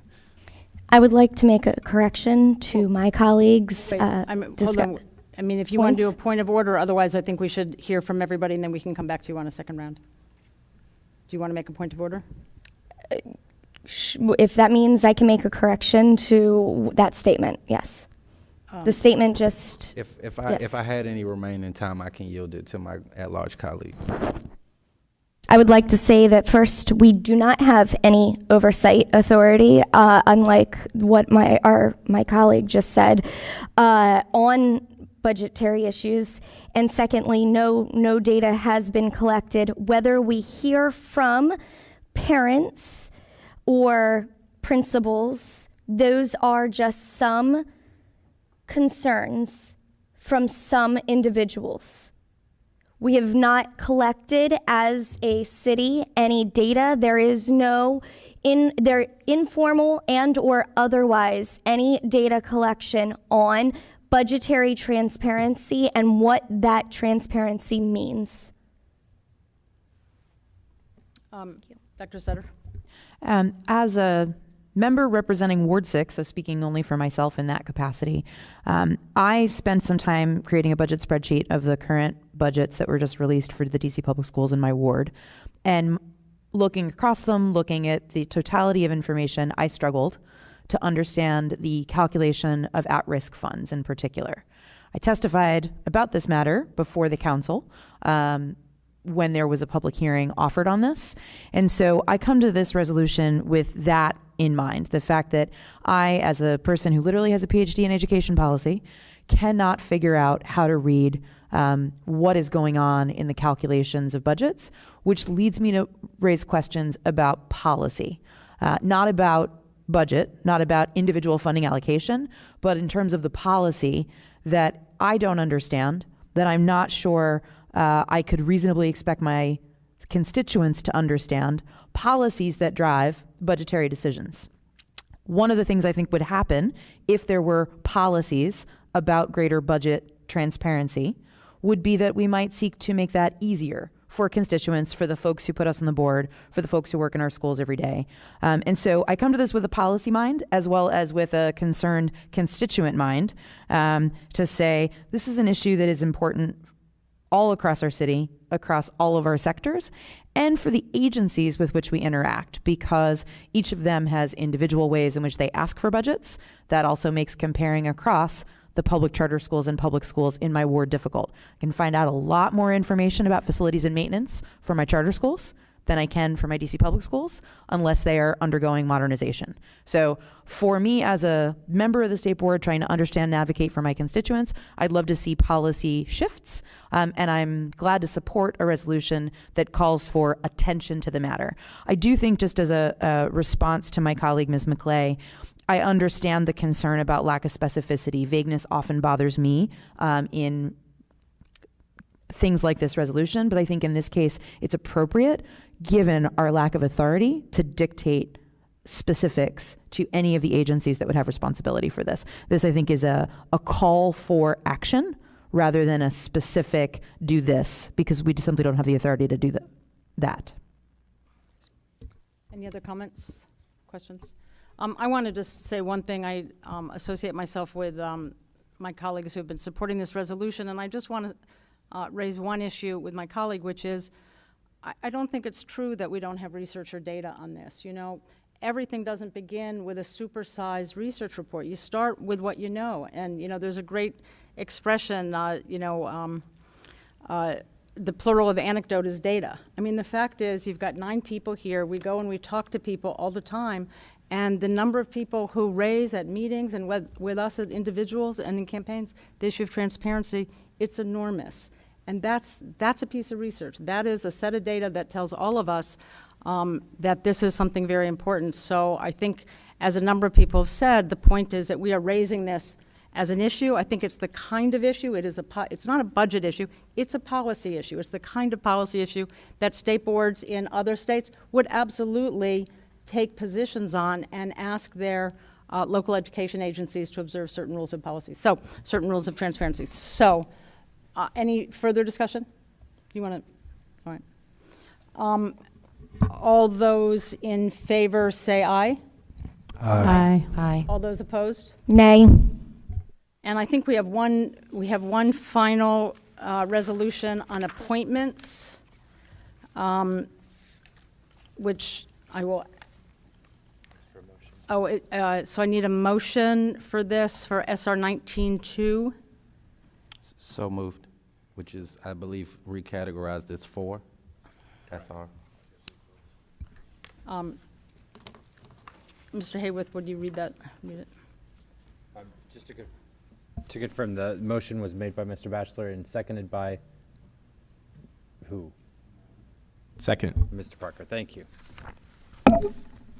State Board of Education Resolution on Appointment of Members, SR19-4. Whereas District of Columbia law permits the State Board of Education to organize itself by order. Whereas the State Board intends to continue its work improving academic achievement and equity, and whereas the State Board of Education believes that appointing members to committees, working groups, and task forces within and outside the District of Columbia government is important in bringing the voices of our residents into the development of policy and in bringing information back to the State Board. Therefore, be it resolved that the State Board of Education makes the following appointments to its internal committees: Administration and Budget, Chair Marcus Batchelor, Ward 8, members Karen Williams, Ward 7, Dr. Emily Gasoy, Ward 1, the Student Advisory Committee, co-chairs Tatiana Robinson of Ballou High School and Marjorie Alicia of Capital City Public Charter School, and the members are the students of the district's high schools. The ESSA Task Force, Chair Karen Williams of Ward 7, members Jack Jacobson of Ward 2, Zachary Parker of Ward 5. Be it further resolved that the DC State Board of Education appoints Ashley McClay at-large member to serve as an alternate delegate to the Everyday Counts Task Force. Can I be the first commenter? Just. You can. It is generally not done. I just want to, I should have maybe done this when I introduced it. I just want to say there will be additional appointments forthcoming as we sort of pull together our committees. And I had considered, or we had considered delaying this, but I thought it was important that we maintain the continuity of some of the leaders from our task forces before, so I wanted them reappointed and get some of the committees moving. So others will be forthcoming. Thanks.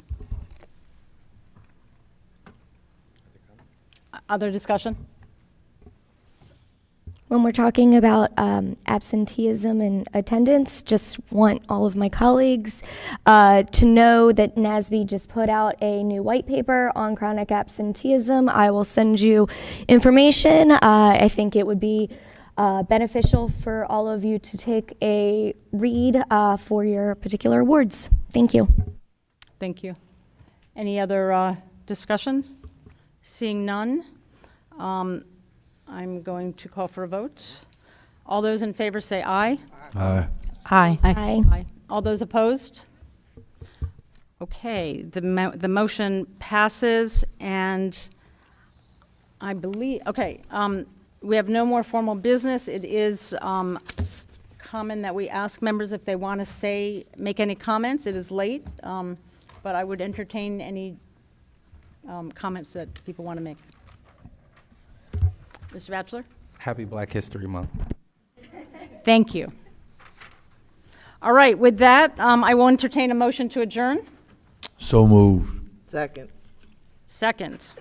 All those in favor, wait, before I do that, I just want to say how enjoyable it was to have a meeting with all of you tonight, and to all of you out there in the audience. Thank you very much.